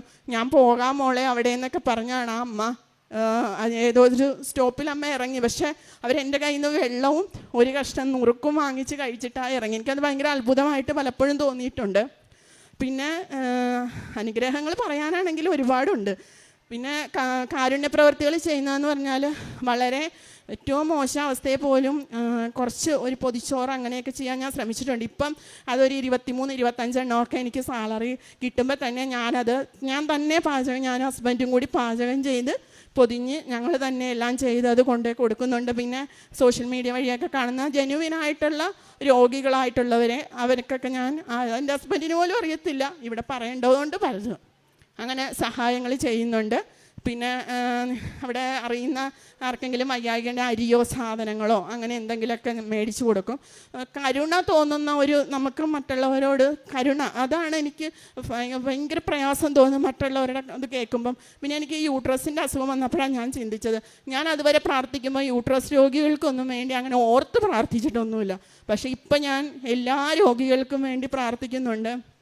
പിന്നെ ഏറ്റവും വലിയൊരു നന്ദി പറഞ്ഞ് പ്രാർത്ഥിക്കത്തില്ലായിരുന്നു. കാരണം എന്ന് വെച്ചാൽ അങ്ങനെയല്ല, നമ്മൾ ഓരോ അനുഗ്രഹങ്ങൾ കിട്ടുമ്പോൾ കർത്താവേ അത് തന്നല്ലോ എന്നിട്ട് പറയും അതും കൂടി കിട്ടിയാൽ കൊള്ളായിരുന്നു, ഇങ്ങനെയല്ലേ നമ്മൾ പ്രാർത്ഥിക്കുകയുള്ളൂ. പിന്നെ ആയപ്പം ഞാൻ നന്ദി പറഞ്ഞ് പ്രാർത്ഥിക്കാൻ തുടങ്ങി. എന്നെ കൂടുതൽ സ്പർശിച്ചിട്ടുള്ള വചനങ്ങൾ യെശയ്യാ 45:2, ഞാൻ നിനക്ക് മുമ്പേ പോയി മലകൾ നിരപ്പാക്കുകയും പിച്ചളവാതിലുകൾ തകർക്കുകയും ഇരുമ്പോടാമ്പൽ ഓടിക്കുകയും ചെയ്യും. നിന്നെ പേര് ചൊല്ലി വിളിക്കുന്ന ഇസ്രായേലിൻ്റെ കർത്താവായ ദൈവം ഞാനാണെന്ന് നീ അറിയേണ്ടതിന് അന്ധകാരത്തിലെ നിധികളും രഹസ്യ ധനശേഖരവും ഞാൻ നിനക്ക് തരും. പിന്നെ അതേപോലെ നമ്മുടെ യോഹന്നാൻ്റെ 11:14 പിതാവേ അങ്ങൻ്റെ പ്രാർത്ഥന ശ്രവിച്ചതിന് നന്ദി, അങ്ങൻ്റെ പ്രാർത്ഥന എപ്പോഴും ശ്രവിക്കുമെന്നറിയാം എന്ന് അങ്ങനെ കുറേ വചനങ്ങൾ. പിന്നെ കർത്താവാണ് എന്നെ ഒത്തിരി വചനങ്ങളുണ്ട്. ഞാൻ വചനം എഴുതാറുണ്ട്, ഓഫീസിൽ പോയിരുന്നിട്ട് എഴുതാറുണ്ട്. ഏറ്റവും വലിയൊരു അനുഗ്രഹം 3 മണി സമയത്ത് എനിക്ക് അവിടെ അരുണക്കൊന്ത ചൊല്ലി പ്രാർത്ഥിക്കാൻ പറ്റും. ഒന്നുമില്ല, ഞാൻ നടന്നുകൊണ്ട് പ്രാർത്ഥിക്കും, അല്ലെങ്കിൽ ഞാൻ അവിടെ ഇരുന്ന് പ്രാർത്ഥിക്കും. എനിക്ക് അച്ഛൻ്റെ ഇതൊക്കെ കേൾക്കാൻ പറ്റാറുണ്ട്. സാഹചര്യങ്ങളുണ്ട് അവിടെ. ഞാൻ അവിടെ ചെല്ലുമ്പോൾ 2 സ്റ്റുഡൻസേ ഉണ്ടായിരുന്നുള്ളൂ. പുതിയ ജോലി സ്ഥലത്ത് ആ സാറ് എന്ത് ചെയ്യണമെന്ന് അറിയാതിരിക്കുന്ന സമയമായിരുന്നു. ഞാനവിടെ അമ്മയുടെ ഉപ്പിട്ട് പ്രാർത്ഥിച്ചു. ഇപ്പോൾ 11 സ്റ്റുഡൻസ് ഉണ്ട്. അപ്പം അതൊക്കെ എനിക്ക് മാതാവ് ചെയ്തു തന്ന വലിയ അനുഗ്രഹങ്ങളായിട്ടാണ് ഞാൻ വിശ്വസിക്കുന്നത്. ജീവിതകാലം മുഴുവനും അല്ലെങ്കിൽ മരണം വരെയും ഉടമ്പടിയിൽ നിലനിൽക്കണമെന്നാണ് എൻ്റെ ആഗ്രഹം. പിന്നെ സ്തുതിച്ച് പ്രാർത്ഥിക്കാനുള്ള കഴിവ്, സന്ധ്യാപ്രാർത്ഥന കഴിഞ്ഞ് കഴിയുമ്പം ഭയങ്കരമായിട്ട് സ്തുതിച്ച് പ്രാർത്ഥിക്കാനുള്ളൊരു കഴിവ് എനിക്ക് ദൈവം തന്നു. ഞാൻ എൻ്റെ വായിൽ എവിടെ നിന്നാണ് നന്ദിയുടെ ഇതിങ്ങനെ വരുന്നതെന്നറിയില്ല. ഭയങ്കരമായിട്ട് പ്രാർത്ഥിക്കും, ഭയങ്കര ശക്തിയോടുകൂടി. ബൈബിള് കയ്യിൽ ഉയർത്തിപ്പിടിച്ചാണ് ഞാൻ സ്തുതിച്ച് പ്രാർത്ഥിക്കുന്നത്. കൊന്തയതെല്ലാം ചൊല്ലും. പിന്നെ ഈ ലോൺ ഒരു വട്ടം ആദ്യത്തെ പ്രാവശ്യം മുടങ്ങിയ സമയത്ത് ബാങ്കിൽ നിന്ന് ആൾ വന്ന് സംസാരിച്ചു. അന്ന് ഞാൻ ചെയ്തതെന്ന് വെച്ചാൽ അന്ന് തന്നെ തൊട്ട് അച്ഛൻ എനിക്കൊരു കാശ് രൂപം തന്നിരുന്നു. അത് ഞാൻ നമ്മുടെ ഭവനത്തിൻ്റെ അവിടെ സ്ഥാപിച്ച് പ്രാർത്ഥിച്ച് അന്ന് തൊട്ട് രാത്രിയിൽ വിശ്വാസ പ്രമാണം ചൊല്ലി, ഹസ്ബൻഡ് വിശ്വാസ പ്രമാണം ചൊല്ലി ഉപ്പിടും, ഞാൻ പ്രത്യക്ഷീകരണ പ്രാർത്ഥന ചൊല്ലും, ജെറീക്കോ പ്രാർത്ഥന നടത്തും. അങ്ങനെ ഒരു വലിയ കൊന്ത വാങ്ങിച്ച് ഫ്രണ്ടിലിട്ട് ഭയങ്കര. ഇപ്പം അവിടെ ഉള്ളവർക്ക് എല്ലാവർക്കും ഒരു ഇതുപോലെ എന്നോട് ചോദിക്കും, ഇത് ഇവിടെ ഭയങ്കര ശല്യക്കാരായിരുന്നെന്ന് പറയും അവിടെയൊക്കെ. പക്ഷേ ഇപ്പോൾ ഭയങ്കര സൈലൻ്റാണ്. ഞങ്ങളുടെ പള്ളിയിലുള്ളവരും ഒക്കെ പറയും രമ്യ പ്രാർത്ഥിക്കുന്നുണ്ട് അല്ല നല്ലപോലെ. അപ്പം ഞാൻ പ്രാർത്ഥിക്കണേനല്ല, മാതാവ് ഈ പരിസരത്തുണ്ട്. അപ്പം അവിടെ എൻ്റെ അപ്പച്ചൻ ഇങ്ങനെ വീടിന് മുകളിൽ മാതാവിനെ കണ്ടു. പിന്നെ മാതാവിൻ്റെ സുഗന്ധാഭിഷേകം എനിക്ക് ഒത്തിരി പ്രാവശ്യം കിട്ടിയിട്ടുണ്ട്. മഴവിൽ എൻ്റെ മോളുടെ കോളേജിലെ ഫീസ് അടയ്ക്കാൻ വേണ്ടി മെസ്സേജ് വരുന്ന ടൈമിൽ ആകാശത്ത് മഴവിൽ തെളിഞ്ഞു. അന്നേരം ഞാൻ എൻ്റെ മോളോട് പറഞ്ഞു ഈ ഫീസ്, അന്ന് ഞങ്ങളുടെ കയ്യിൽ 1 രൂപ പോലും ഇല്ല. അപ്പം ഞാൻ പറഞ്ഞു ഇത് മാതാവ് ഇടപെട്ട് ആളുകളെ ആയാലേ നമുക്കിത് അടയ്ക്കാൻ പറ്റുള്ളൂ എന്ന്. അതേപോലെ തന്നെയാണ് സംഭവിച്ചതും.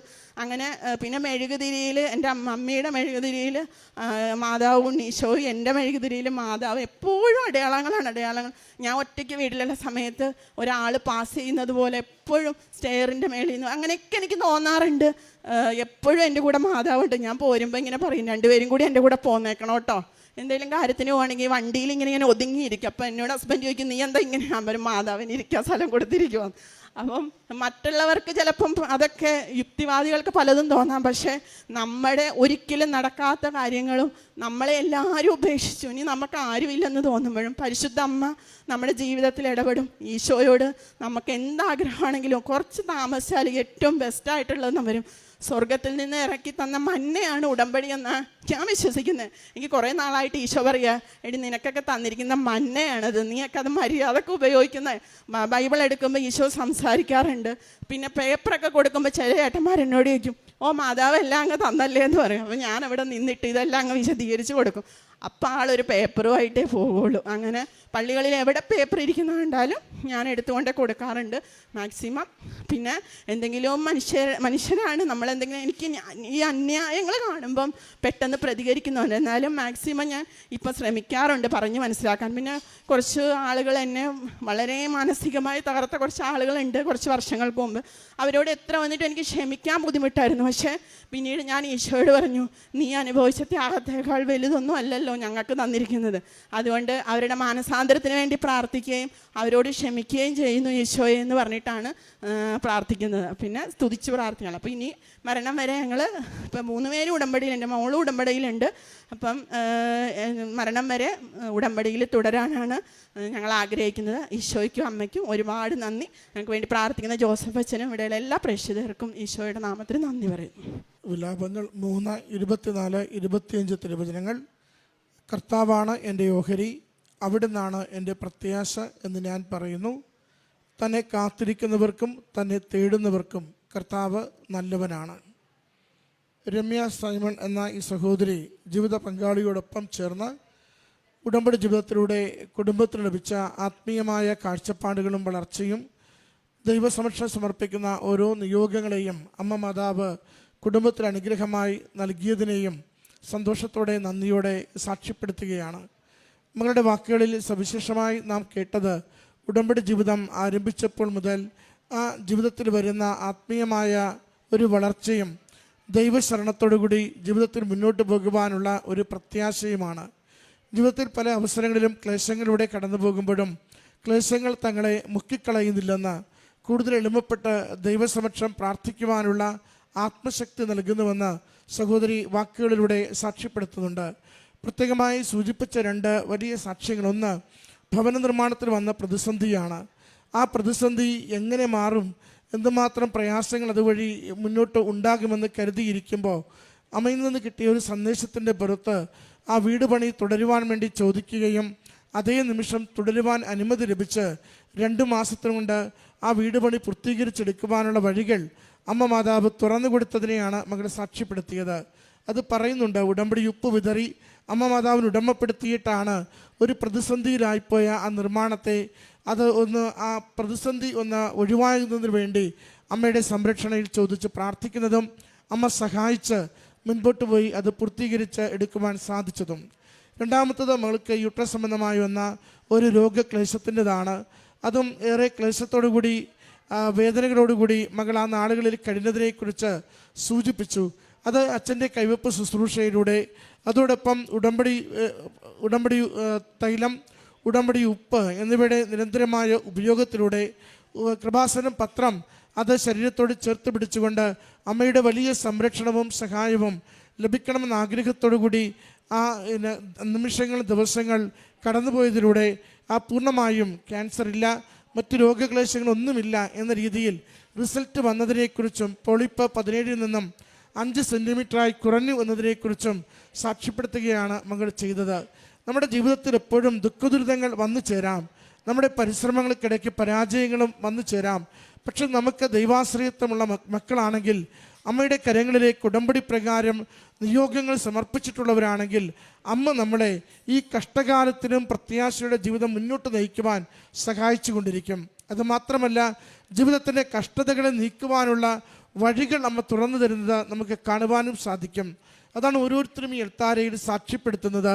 കാരണം മാനുഷികമായി കണ്ടെത്തുന്ന വഴികളല്ല, ദൈവികമായി തന്നെ ദൈവിക ശക്തിയാൽ ആ ജീവിതത്തെ സൗഖ്യപ്പെടുത്തുന്നതും സുരക്ഷിതമാക്കുന്നതും കൂടുതൽ പ്രത്യാശയോടെ ജീവിക്കുവാനും അമ്മ നമുക്ക് വഴിയൊരുക്കി തരുമെന്ന് ഈ മകളും ഈ എൽത്താരയിൽ സാക്ഷ്യപ്പെടുത്തുകയാണ്. അതുകൊണ്ട് പ്രിയമുള്ളവരെ, ഉടമ്പടി നമുക്ക് യാന്ത്രികമായി ജീവിക്കേണ്ട ഒരു അവസ്ഥയല്ല, മറിച്ച് നമുക്ക് ഓരോ നിമിഷവും പറയുവാൻ പറ്റണം, ഞാൻ ഉടമ്പടിയിലാണ് എന്നതിൻ്റെ അർത്ഥം ഞാൻ ദൈവത്തിൻ്റെ കൺവെട്ടത്താണ്, ഞാൻ അമ്മയുടെ കരം പിടിച്ചിരിക്കുകയാണ്.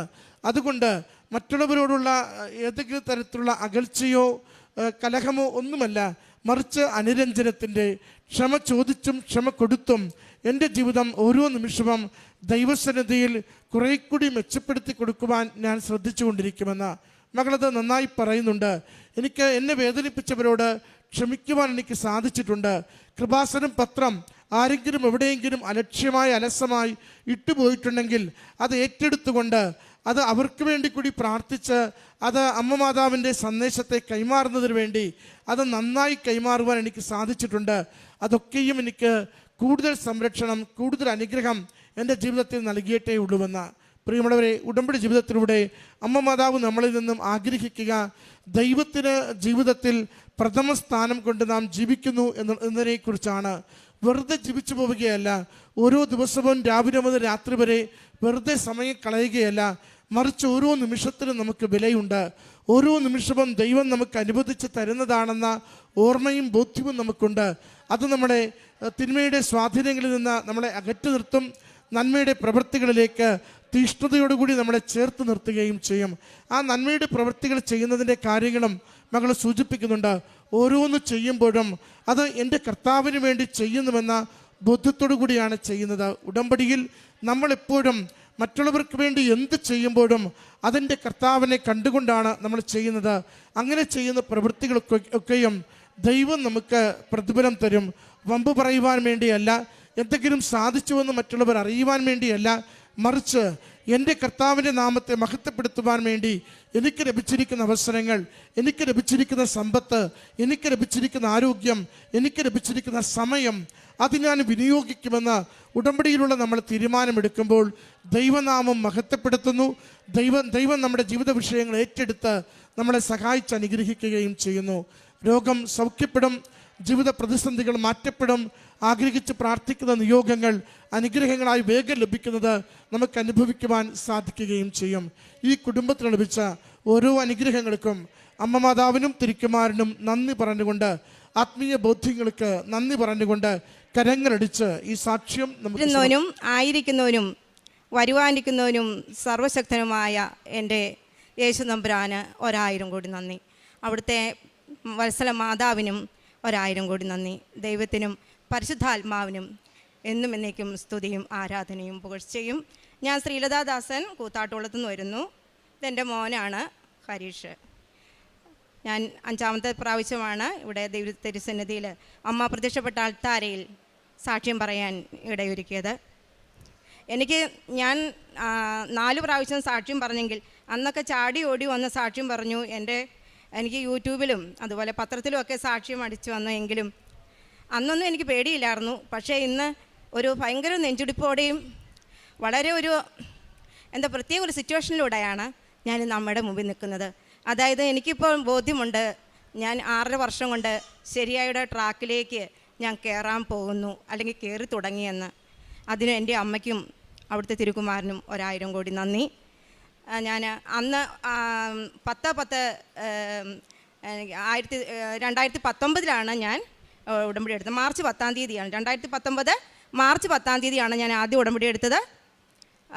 ജീവിത വഴിത്താരിയിൽ അമ്മയുടെയും ഈശോയുടെയും നിറസാന്നിധ്യം ഒരുപാട് പ്രാവശ്യം അനുഭവിക്കാൻ എൻ്റെ നീലത്തിരിയിലും പച്ചത്തിരിയിലും അമ്മയും ഉണ്ണീശോയും ഒരുപാട് പ്രാവശ്യം വന്നിട്ടുണ്ട്. ക്രൂശിതനായ ഈശോ എൻ്റെ പച്ചത്തിരിയിൽ ഇങ്ങനെ കിടക്കുമ്പോൾ അത് കാണുമ്പോൾ അത് മാത്രം മതി എൻ്റെ സഹനങ്ങളെല്ലാം ആ പാദത്തിൽ അർപ്പിച്ച് എനിക്ക് ഓരോ ദിവസവും തരണം ചെയ്യുവാൻ. എൻ്റെ അമ്മയ്ക്കും ഈശോയ്ക്കും 1000 കോടി നന്ദി വീണ്ടും പറയുന്നു. എനിക്ക് 24 വർഷമായിട്ട് എൻ്റെ കാലിൽ ഒരു കുഴിനകത്തിൻ്റെ ഡിസ്റ്റർബൻസ് ഉണ്ടായിരുന്നു. അത് വളരെ വൃത്തികേടായിരുന്നു. അത് മഴയത്ത് ഇറങ്ങി കഴിയുമ്പോൾ അതിൻ്റെതൊക്കെ നമ്മൾ എത്ര ക്ലീൻ ചെയ്താലും അത് മഴയത്ത് ഇറങ്ങി ചെയ്യുമ്പോൾ വളരെ മണ്ണൊക്കെ അതിലേക്ക് കയറി ഈച്ച വരെ വന്നിരിക്കുന്ന അനുഭവങ്ങളുണ്ടായിട്ടുണ്ട്. പക്ഷേ ഞാൻ ഉടമ്പടി എടുത്ത് എനിക്ക് 3 മാസമായപ്പോഴത്തേക്കും എൻ്റെ മോൾ എന്നോട് പറഞ്ഞു, അമ്മയുടെ കാലിലെ നാഗം കണ്ടാൽ വളരെ വൃത്തികേടാണല്ലോ, അപ്പോൾ ഞാൻ ഇച്ചിരി ക്യൂടെക്സ് ഇട്ട് തരാമെന്നൊക്കെ പറഞ്ഞ് ഇട്ട് തന്നു. അത് എനിക്കറിയില്ല, ഒരാഴ്ച കഴിഞ്ഞപ്പോഴത്തേക്ക് ഞാൻ നോക്കിയപ്പോൾ ആ നഖം ഞാൻ വളരെയധികം ട്രീറ്റ്മെൻറ്റ് ചെയ്തതാണ്, ഒത്തിരി ശുശ്രൂഷയൊക്കെ ചെയ്തതാണ്. പക്ഷേ അന്നൊന്നും എനിക്ക് ക്യൂറാകാത്ത ആ നഖം എങ്ങനെ വളരെ വൃത്തിയായിട്ട് ഇടത്തുകാലിൻ്റെ പോലെ അതിലും നന്നായിട്ട് വലതുകാലിൻ്റെ തള്ളവിരലിൻ്റെ നഖം എനിക്ക് പരിശുദ്ധ അമ്മ എനിക്ക് എന്നെ അനുഗ്രഹിച്ചു. അതിന് അമ്മയ്ക്ക് 1000 നന്ദി. പിന്നെ ഞാനൊരു വീട്ടിൽ ട്യൂഷൻ പഠിപ്പിക്കുന്ന ഒരു ചെറിയ അമ്മയുടെ പ്രേക്ഷിത വേല ചെയ്യുന്ന ഒരു ആളാണ്. അമ്മേനെ പ്രാർത്ഥിച്ചുകൊണ്ടാണ്, അമ്മയുടെ പ്രദക്ഷിണ പ്രാർത്ഥനയാണ് അവർ കയറി വരുമ്പോഴേ ചൊല്ലിക്കൊണ്ട് വരുന്നത്. ജാതിമത ഭേദം ഒന്നും നോക്കാതെ അവർക്ക് ഒത്തിരി ക്യൂറുകളെല്ലാം അമ്മ അവർക്ക് കൊടുത്തിട്ടുണ്ട്. ഒന്നും വയറുവേദന, പല്ലുവേദന ഇങ്ങനെയൊക്കെ പറഞ്ഞുകൊണ്ട് വരുമ്പോൾ അങ്ങനെ ഞാൻ തൈലം കൊടുത്തും ഒക്കെ അവർക്കത് ഉണ്ടാവും. അവർക്ക് ഒരു വലിയ വിശ്വാസമാണ്. അത് ഞാനിവിടെ പറഞ്ഞിട്ടില്ലായിരുന്നു. ദൈവത്തിന് നന്ദി. പിന്നെ ഞാൻ ഈ ട്യൂഷൻ ഇതിനോടൊപ്പം തന്നെ എനിക്ക് എൻ്റെ കുട്ടികളെ മൂത്ത മോള് UK എത്തി, അവൾ നേഴ്സായിട്ട് അവിടെ കല്യാണം കഴിഞ്ഞു. അത് കഴിഞ്ഞിട്ട് 3ാമത്തെ മോനാണ് ഇവന്. അപ്പം ഇവന് വേണ്ടിയിട്ട് BBM ആണ് പഠിപ്പിക്കുന്നത്. അല്ല, ഇതിന് പഠിക്കാനായിട്ട് പോകുമ്പോഴൊക്കെ ഒരുപാട് പൈസയുടെ ചിലവുകളുണ്ട്. 3 മക്കളെ വളർത്തുന്നവർക്ക് എല്ലാവർക്കും അറിയാം. പക്ഷേ ഞാൻ അമ്മയോട് ചോദിച്ചു, അമ്മ എനിക്ക് ഒരു ഉപജീവന മാർഗ്ഗം കൊണ്ട് തരണേന്ന് പറഞ്ഞപ്പോൾ അമ്മ എനിക്ക് ആടുകളെ കാണിച്ചു തന്നു. അപ്പോൾ ഞാൻ അമ്മയോട് പറഞ്ഞു, അമ്മേ എനിക്ക് ഒരാടിനെ തന്നാൽ മതി എന്ന് പറഞ്ഞപ്പോൾ പെട്ടെന്ന് എനിക്ക് 3 ആടിനെ തരികയും ഈ 2.5 വർഷം കൊണ്ട് 13 ആടുകളായി വർദ്ധിക്കുകയും 7 ആടുകളെ കൊടുത്തു. എനിക്ക് 6 ആടുകൾ ഇപ്പോഴും എൻ്റെ ആലയിലുണ്ട്. അതുപോലെ വചനത്തിൽ പറഞ്ഞിട്ടുണ്ട്, പ്രഭാഷകൻ്റെ പുസ്തകത്തിലാണെന്നാണ് എൻ്റെ ഓർമ്മ, നീ ആടുകളെ വളർത്തുമ്പോൾ നിനക്ക് ആവശ്യത്തിന് പാലും നിൻ്റെ വേലക്കാർക്ക് കൊടുക്കാനുള്ള കൂലിയും നിനക്ക് അതിൽ നിന്ന് കിട്ടുന്നത്. അത് വളരെ അന്വർത്ഥമാണ് എൻ്റെ ജീവിതത്തിൽ. അതിന് എൻ്റെ അമ്മയ്ക്ക് നന്ദി. അതുപോലെ തന്നെ പിന്നെ എൻ്റെ മോന് BBMന് പഠിച്ചുകൊണ്ടിരുന്നപ്പോൾ അവന് ഒരു യൂണിവേഴ്സിറ്റി എക്സാമിന് അവനൊരു 3 മാർക്കിൻ്റെ കുറവ് അവിടെ ഉണ്ടായിരുന്നു. അപ്പോൾ അവനതിന് ഒരു വളരെ വിഷമമായിരുന്നു. എങ്ങനെയെങ്കിലും അവനതിനെക്കുറിച്ച് വിഷമിച്ചിരുന്നു. പക്ഷേ ഞാൻ അമ്മയോട് പറഞ്ഞു, നിനക്കത് അമ്മ തരൂടാന്ന് പറഞ്ഞു. അന്നേരം അവന് വിശ്വാസക്കുറവുണ്ടായിരുന്നെങ്കിലും അവൻ എൻ്റെ കൂടെയും നിന്ന് പ്രാർത്ഥിച്ചിട്ടുണ്ട്. അപ്പോൾ മാർക്ക് ലിസ്റ്റ് അടിച്ചു വന്നപ്പോൾ അത്ഭുതകരമാവണ്ണം ആ 3 മാർക്ക് അമ്മ തന്ന് അവനെയും ഞങ്ങളെയും അനുഗ്രഹിച്ചു. എൻ്റെ അമ്മയ്ക്ക് ഒരായിരം നന്ദി. പിന്നെ അവന് നടുവേദന വന്നായിരുന്നു. ആ നടുവേദന അമ്മ ക്യൂറാക്കി തന്നു. പിന്നെ അവന് പോളണ്ടിലേക്ക് ഒരു പ്രോസസ്സിങ്ങിൻ്റെ കാര്യത്തിന് വേണ്ടിയിട്ട് കുറച്ച് ലക്ഷം രൂപകൾ കൊടുത്തിട്ടുണ്ടായിരുന്നു. അത് ട്യൂഷൻ ഫീസായിട്ട് കൊടുത്ത് 3 ലക്ഷമാണ്. അതൊന്ന് കിട്ടിയിരുന്നെങ്കിൽ ഞങ്ങൾക്ക് വളരെ ഉപകാരമായിരുന്നെന്ന് 1.5 വർഷമായിട്ട് ഞങ്ങൾ ആഗ്രഹിക്കുന്നു. പലരും പറഞ്ഞു പോളണ്ടിന് കൊടുത്താൽ അതൊന്നും കിട്ടില്ല, നിങ്ങൾ വെറുതെ നിങ്ങൾക്കൊരു കാര്യം ചെയ്യാൻ മേലായിരുന്നോ, കേസ് കൊടുക്കുന്ന അവരോട് പറയരുതായിരുന്നോ എന്ന് ചോദിച്ചു. അപ്പം ഞാൻ അവരോട് പറഞ്ഞു, ആ കേസ് വാദിക്കുന്ന വീടിൻ്റെ അടുത്ത് തന്നെയാണ് ഞാൻ കാര്യം പറഞ്ഞിരിക്കുന്നത്. എത്ര താമസിച്ചാലും അത് അമ്മ തരും. ഞാൻ ഒരു ദിവസം ഉച്ചയ്ക്ക് 11:30 ചൊവ്വാഴ്ച ഉടമ്പടി ധ്യാനം കൂടിക്കൊണ്ടിരുന്നപ്പോഴാണ് ഈ പോളണ്ടിൻ്റെ അലിഗേറ്റ് ഏജൻസിയുടെ മാനേജറായിട്ടുള്ള ആ കൊച്ച് എന്നെ വിളിക്കുകയും ഈ പ്രോസസ്സിങ്ങിനെ കുറിച്ച് സംസാരിക്കുകയും ചെയ്തത്. അതുകൊണ്ട് തന്നെ ഞാൻ പറഞ്ഞു, ഈ പൈസ ഞങ്ങൾക്ക് തിരിച്ച് കിട്ടും തന്നെ. പക്ഷേ ഞാൻ അമ്മയോട് പ്രാർത്ഥിച്ചു, അമ്മ അത് എത്രയും പെട്ടെന്ന് ഒന്ന് തരണേ, ഞങ്ങൾക്ക് വളരെ വിഷമത്തിലാണ് എന്ന് പറഞ്ഞു. അപ്പോൾ അത്ഭുതകരവണ്ണം അവന് 10-ാം തീയതിയാണ്, ഒക്ടോബർ 10-ാം തീയതി ആയിരുന്നു മോൻ്റെ ബർത്ത്ഡേ. അപ്പം ഞാൻ പറഞ്ഞിരുന്നു അമ്മയോട്, അമ്മേ എൻ്റെ കൊച്ചിന് ഞാൻ ഒന്നും വാങ്ങിക്കൊടുക്കില്ല ബർത്ത്ഡേ പ്രസൻ്റായിട്ട്, അമ്മ തന്നെ ഇതൊരു സമ്മാനമായിട്ട് അവന് കൊടുക്കണേ എന്ന് ഞാൻ പ്രാർത്ഥിച്ചിരുന്നു. അതുപോലെ 10-ാം തീയതി അവൻ മോളിൽ നിന്ന് ഇറങ്ങി വന്നിട്ട് രാവിലെ ഞാൻ ഫുഡ് പ്രിപ്പയർ ചെയ്തുകൊണ്ടിരുന്നപ്പോൾ എൻ്റെ അടുത്ത് പറഞ്ഞു, അമ്മ എന്നോട് പറഞ്ഞില്ലേ ബർത്ത്ഡേ പ്രസൻറ്റ് നിനക്ക് കിട്ടുമെന്ന്, എനിക്ക് കിട്ടിയിട്ടോ, എനിക്ക് മെയിൽ വന്നു എന്ന് പറഞ്ഞ് അവനെ കാണിച്ചു. അന്ന് തന്നെ അതിൻ്റെ പ്രോസസ്സിങ് എല്ലാം ചെയ്ത് പിറ്റേ ദിവസം അവൻ്റെ അക്കൗണ്ടിലേക്ക് 3 ലക്ഷം രൂപയും അതിന് കുറച്ച് സംതിങ്ങേ ഉണ്ടായിരുന്നുള്ളൂ അതിൻ്റെ ചാർജ്, അത് മാത്രം അവരെടുത്തുകൊണ്ട് ബാക്കി പൈസ മുഴുവനും എൻ്റെ കൊച്ചിൻ്റെ അക്കൗണ്ടിലേക്ക് റീഫണ്ട് തന്നതിന് എൻ്റെ അമ്മയ്ക്ക് 1000 നന്ദി. ബർത്ത്ഡേ പ്രസൻറ്റ് തന്നതിന് നന്ദി. ഇന്ന് എൻ്റെ വിവാഹ വാർഷികമാണ്. ഇന്ന് ആ വിവാഹ വാർഷിക ദിവസം ഞാൻ ആഘോഷിക്കേണ്ട എൻ്റെ വീട്ടിലെ ഒരു കാര്യങ്ങളും ഞാൻ ചെയ്തിട്ടില്ല. അതിന് വേണ്ടിയിട്ട് എൻ്റെ അടുത്തുള്ള ഒരു അനാഥാലയമുണ്ട്, അതിൻ്റെ പേരൊന്നും ഞാൻ എടുത്ത് പറയുന്നില്ല, ദൈവത്തിനോടുള്ള കണക്ക് പറച്ചിലായി പോകും, എനിക്കതൊരു ബുദ്ധിമുട്ടാണ്. അപ്പം ഞാൻ അവർക്ക് അവിടെ ചെന്ന് എനിക്ക് പറ്റുന്ന സഹായം ചെയ്തു. ഓണത്തിനും ഞാൻ പോയി അവിടെ ഹാൻഡിക്യാപ്ഡ് ആയിട്ടുള്ള മക്കളും അതുപോലെ തന്നെ വളരെ ദൗർബല്യരായിട്ടുള്ള മക്കളുമാണുള്ളത്. അവർക്ക് എനിക്ക് പറ്റുന്ന എൻ്റെ മക്കളുടെ വസ്ത്രങ്ങളാണെങ്കിലും പുതിയതും ഒക്കെ വാങ്ങിക്കൊടുത്ത് അവരെൻ്റെ പേര് ചൊല്ലി എന്നെ വിളിക്കാൻ തക്കവണ്ണം അവർ എൻ്റെ മനസ്സിലിടം പിടിച്ചു. അവരുടെ മനസ്സിലും ഞാനും ഇടം പിടിച്ചത് എൻ്റെ ദൈവത്തിൻ്റെ വലിയ കരുണയാണെന്നോർത്ത് എൻ്റെ ദൈവത്തിന് നന്ദി പറയുന്നു. അതുപോലെ തന്നെ എനിക്ക് ഉണ്ടായ ഒരു ആത്മീയ അനുഭവം എന്ന് പറഞ്ഞാൽ 2022-ലും 2023-ലും ഞാൻ ജപമാല റാലിയിൽ പങ്കെടുത്തിരുന്നു. ഈ 25-ലും ഞാൻ പങ്കെടുത്തു. എങ്കിലും അന്ന് എനിക്ക് പ്രത്യേക നിയോഗങ്ങളൊന്നുമില്ലാതെ ഞാൻ വഴി നടക്കുകയായിരുന്നു. അന്ന് അങ്ങ് ചെന്ന് കഴിഞ്ഞു ആർത്തിങ്കൽ ബസലിക്കയുടെ ആർച്ച് കവാടത്തിൻ്റെ ഏറ്റവും ടോപ്പ് മോസ്റ്റായിട്ട് വെള്ളക്കുതിരമേൽ ഇരിക്കുന്ന ഒരു ഈശോയുടെ ഒരു രൂപം ഞാൻ കണ്ടു. അപ്പോൾ അത് കണ്ടപ്പോൾ അത് എല്ലാ പള്ളിയിലും ഉള്ളതുപോലെ ഒരു സ്റ്റാച്ചു ആണെന്നാണ് ഞാൻ കരുതിയത്. എന്നോടൊപ്പം ഇവിടെ ഉടമ്പടി എടുക്കുകയും പ്രാർത്ഥിക്കുകയും ചെയ്യുന്ന ഒരു വ്യക്തിയുണ്ട്, തൃശ്ശൂരുള്ളവൾ, മേഴ്സി എന്നാണ് ആ മക്കളുടെ പേര്. ആ മകളോട് ഞാൻ ചോദിച്ചു, മേഴ്സി ഇങ്ങനെ കണ്ടിരുന്നോ? ഇല്ല ലതാ, ഞാൻ കണ്ടില്ലല്ലോ എന്ന് പറഞ്ഞു. പക്ഷേ പിറ്റേ പ്രാവശ്യവും ഞാൻ ചെന്നപ്പം അതേ രൂപം എൻലാർജ് ചെയ്ത് ആ കവാടത്തിൻ്റെ നടുഭാഗം കൊണ്ട് വർണ്ണമാർന്ന വസ്ത്രങ്ങളും ധരിച്ച് സർവാഭരണ വിഭൂഷിതനായ നമ്മുടെ പൊന്നീശോ വെള്ളക്കുതിരപ്പുറത്തിങ്ങനെ ഇരിക്കുന്നത് എനിക്ക് കാണുവാൻ സാധിച്ചു. അപ്പോഴുണ്ട് ഞാൻ നോക്കുമ്പോൾ അത് കവാടത്തിൻ്റെ മധ്യഭാഗത്താണ്. കുന്തിരുക്കം നന്നായി പുകയുന്നുണ്ട്. അപ്പോൾ വല്ലാത്തൊരു സുഗന്ധം എനിക്ക് ഫീൽ ചെയ്തു. അപ്പോൾ ഞാൻ നോക്കുമ്പോൾ ഇങ്ങനെ സംഭവിക്കില്ലല്ലോ, ഇങ്ങനെ നിന്ന് കഴിഞ്ഞാൽ ആളുകൾ എങ്ങനെയാണ് പള്ളിക്കകത്തേക്ക് കയറുകയും ഇറങ്ങുകയും ചെയ്യുന്നത്, അത് ഇമ്പോസിബിൾ ആണല്ലോ എന്ന് ഞാൻ ഓർത്തു. അപ്പോൾ തന്നെ ആ രൂപം കാണാതെ പോവുകയും ചെയ്തു. അത് എനിക്ക് വീണ്ടും എനിക്ക് എൻ്റെ അടുത്തുള്ള ഒരു ക്രിസ്ത്യാനി കൊച്ചിനോട് ഞാൻ ചോദിച്ചിരുന്നു. അപ്പോൾ പറഞ്ഞു, ഈശോ കഴുതപ്പുറത്തല്ലേ ലത വന്നിരിക്കുന്നത്. അപ്പോൾ എനിക്ക് പിന്നീട് ഞാൻ വചനങ്ങളിലൂടെ കടന്നു പോകുമ്പോൾ വെളിപാടിൻ്റെ പുസ്തകത്തിൽ യോഹന്നാൻ പറഞ്ഞിട്ടുണ്ട് വെള്ളക്കുതിരമേൽ എഴുന്നള്ളി വരുന്ന പൊന്നുതാമ്പരാനെക്കുറിച്ച്. അപ്പോൾ എനിക്ക് ബോധ്യമായി എൻ്റെ ദൈവം, ഞാൻ ഒരു പ്രത്യേക നിയോഗങ്ങളും വെച്ചുകൊണ്ടല്ല ഞാൻ നടന്നിരുന്നത്, എൻ്റെ ദൈവത്തെ ഒന്ന് നേരി കാണണമെന്ന് മാത്രമേ ആഗ്രഹിച്ചിരുന്നുള്ളൂ. അതെൻ്റെ ദൈവം എനിക്ക് സാധിച്ചു തന്നതിന് 1000 കോടി നന്ദി. തൊട്ടടുത്ത വീട്ടിൽ ഞങ്ങളുടെ വീടിൻ്റെ അവിടെ ചേർന്ന ഒരു പുരയിടമാണ്. അപ്പോൾ ഞങ്ങളുടെ വീടിങ്ങനെ മണ്ണെടുത്ത് താഴ്ത്തി വീട് വെച്ചു, അവരും അങ്ങനെ വീട് വെച്ചു. പക്ഷേ അവർ ഞങ്ങളോട് പറയാതെ ആ ചേർന്ന ആ പ്ലോട്ട് അവർ മരങ്ങളെല്ലാം വെട്ടി മണ്ണെടുക്കാനുള്ള തീരുമാനിച്ചു. ഹിറ്റാച്ചി വന്നപ്പോഴാണ് ഞങ്ങൾ അറിയുന്നത്. അപ്പോൾ എൻ്റെ ഭർത്താവിന് വളരെ വിഷമമായി. ഇനി ഇത് നമ്മുടെ ഇതിലൊക്കെ എങ്ങനെ നടക്കും, കയറി അങ്ങ് നടക്കാൻ പറ്റില്ലല്ലോ, ആടിനെ എങ്ങനെ കൊണ്ടുപോകും എന്നൊക്കെ എൻ്റെ ഭർത്താവ് വ്യസനിച്ചു. അപ്പം ഞാൻ പറഞ്ഞു, ഒന്നും വിഷമിക്കേണ്ട കാര്യമില്ല, അമ്മയാണ് എനിക്ക് ആടിനെ തന്നിരിക്കുന്നത്, അമ്മയെ തന്ന മേച്ചിൽപ്പുറത്തേക്ക് കൊണ്ടുപോകുന്ന വഴിയാണത്, ഒരിക്കലും അമ്മ അത് തടസ്സപ്പെടുത്തിയില്ല എന്ന് പറഞ്ഞു. ഞാൻ അവിടെ ഒന്ന് പ്രാർത്ഥിച്ചു. എന്നാണെങ്കിലും ആ വണ്ടിയൊക്കെ മടങ്ങിപ്പോയി, മണ്ണെടുത്തിട്ടില്ല. അവരവിടെ കപ്പത്തോട്ടം ഇപ്പം നട്ടിട്ടുണ്ട്, ഇഷ്ടംപോലെ കപ്പയുണ്ട് അവർക്ക്. അതിന് ദൈവ മഹത്വപ്പെടുന്നു. ആടിനെ ഇപ്പോഴും ഞാനതിലെ കൊണ്ട് നടത്തി സുഖമായി. എനിക്ക് പാലും അതുപോലെ എൻ്റെ വേലക്കാരായിട്ട് എനിക്ക് വേണ്ടിയിട്ട് എൻ്റെ വേല ചെയ്യുന്നവരാണ് എൻ്റെ മക്കൾ. അതുപോലെ തന്നെ എനിക്ക് വേണ്ടിയിട്ട് ഞാൻ എന്ത് പറഞ്ഞാലും എനിക്ക് ചെയ്തു തരുന്ന എൻ്റെ ജീവിത പങ്കാളിയും, അവർക്ക് വേണ്ടിയിട്ടുള്ള അവരെന്ത് കാര്യം എനിക്ക് ചെയ്തു കൊടുക്കാൻ വേണ്ടിയിട്ട് ഇത്തിരി പൈസ എടുത്ത് കൊടുക്കാൻ ഒരാടിനെ പിടിച്ചു കൊടുത്താൽ സാധിക്കുമല്ലോ.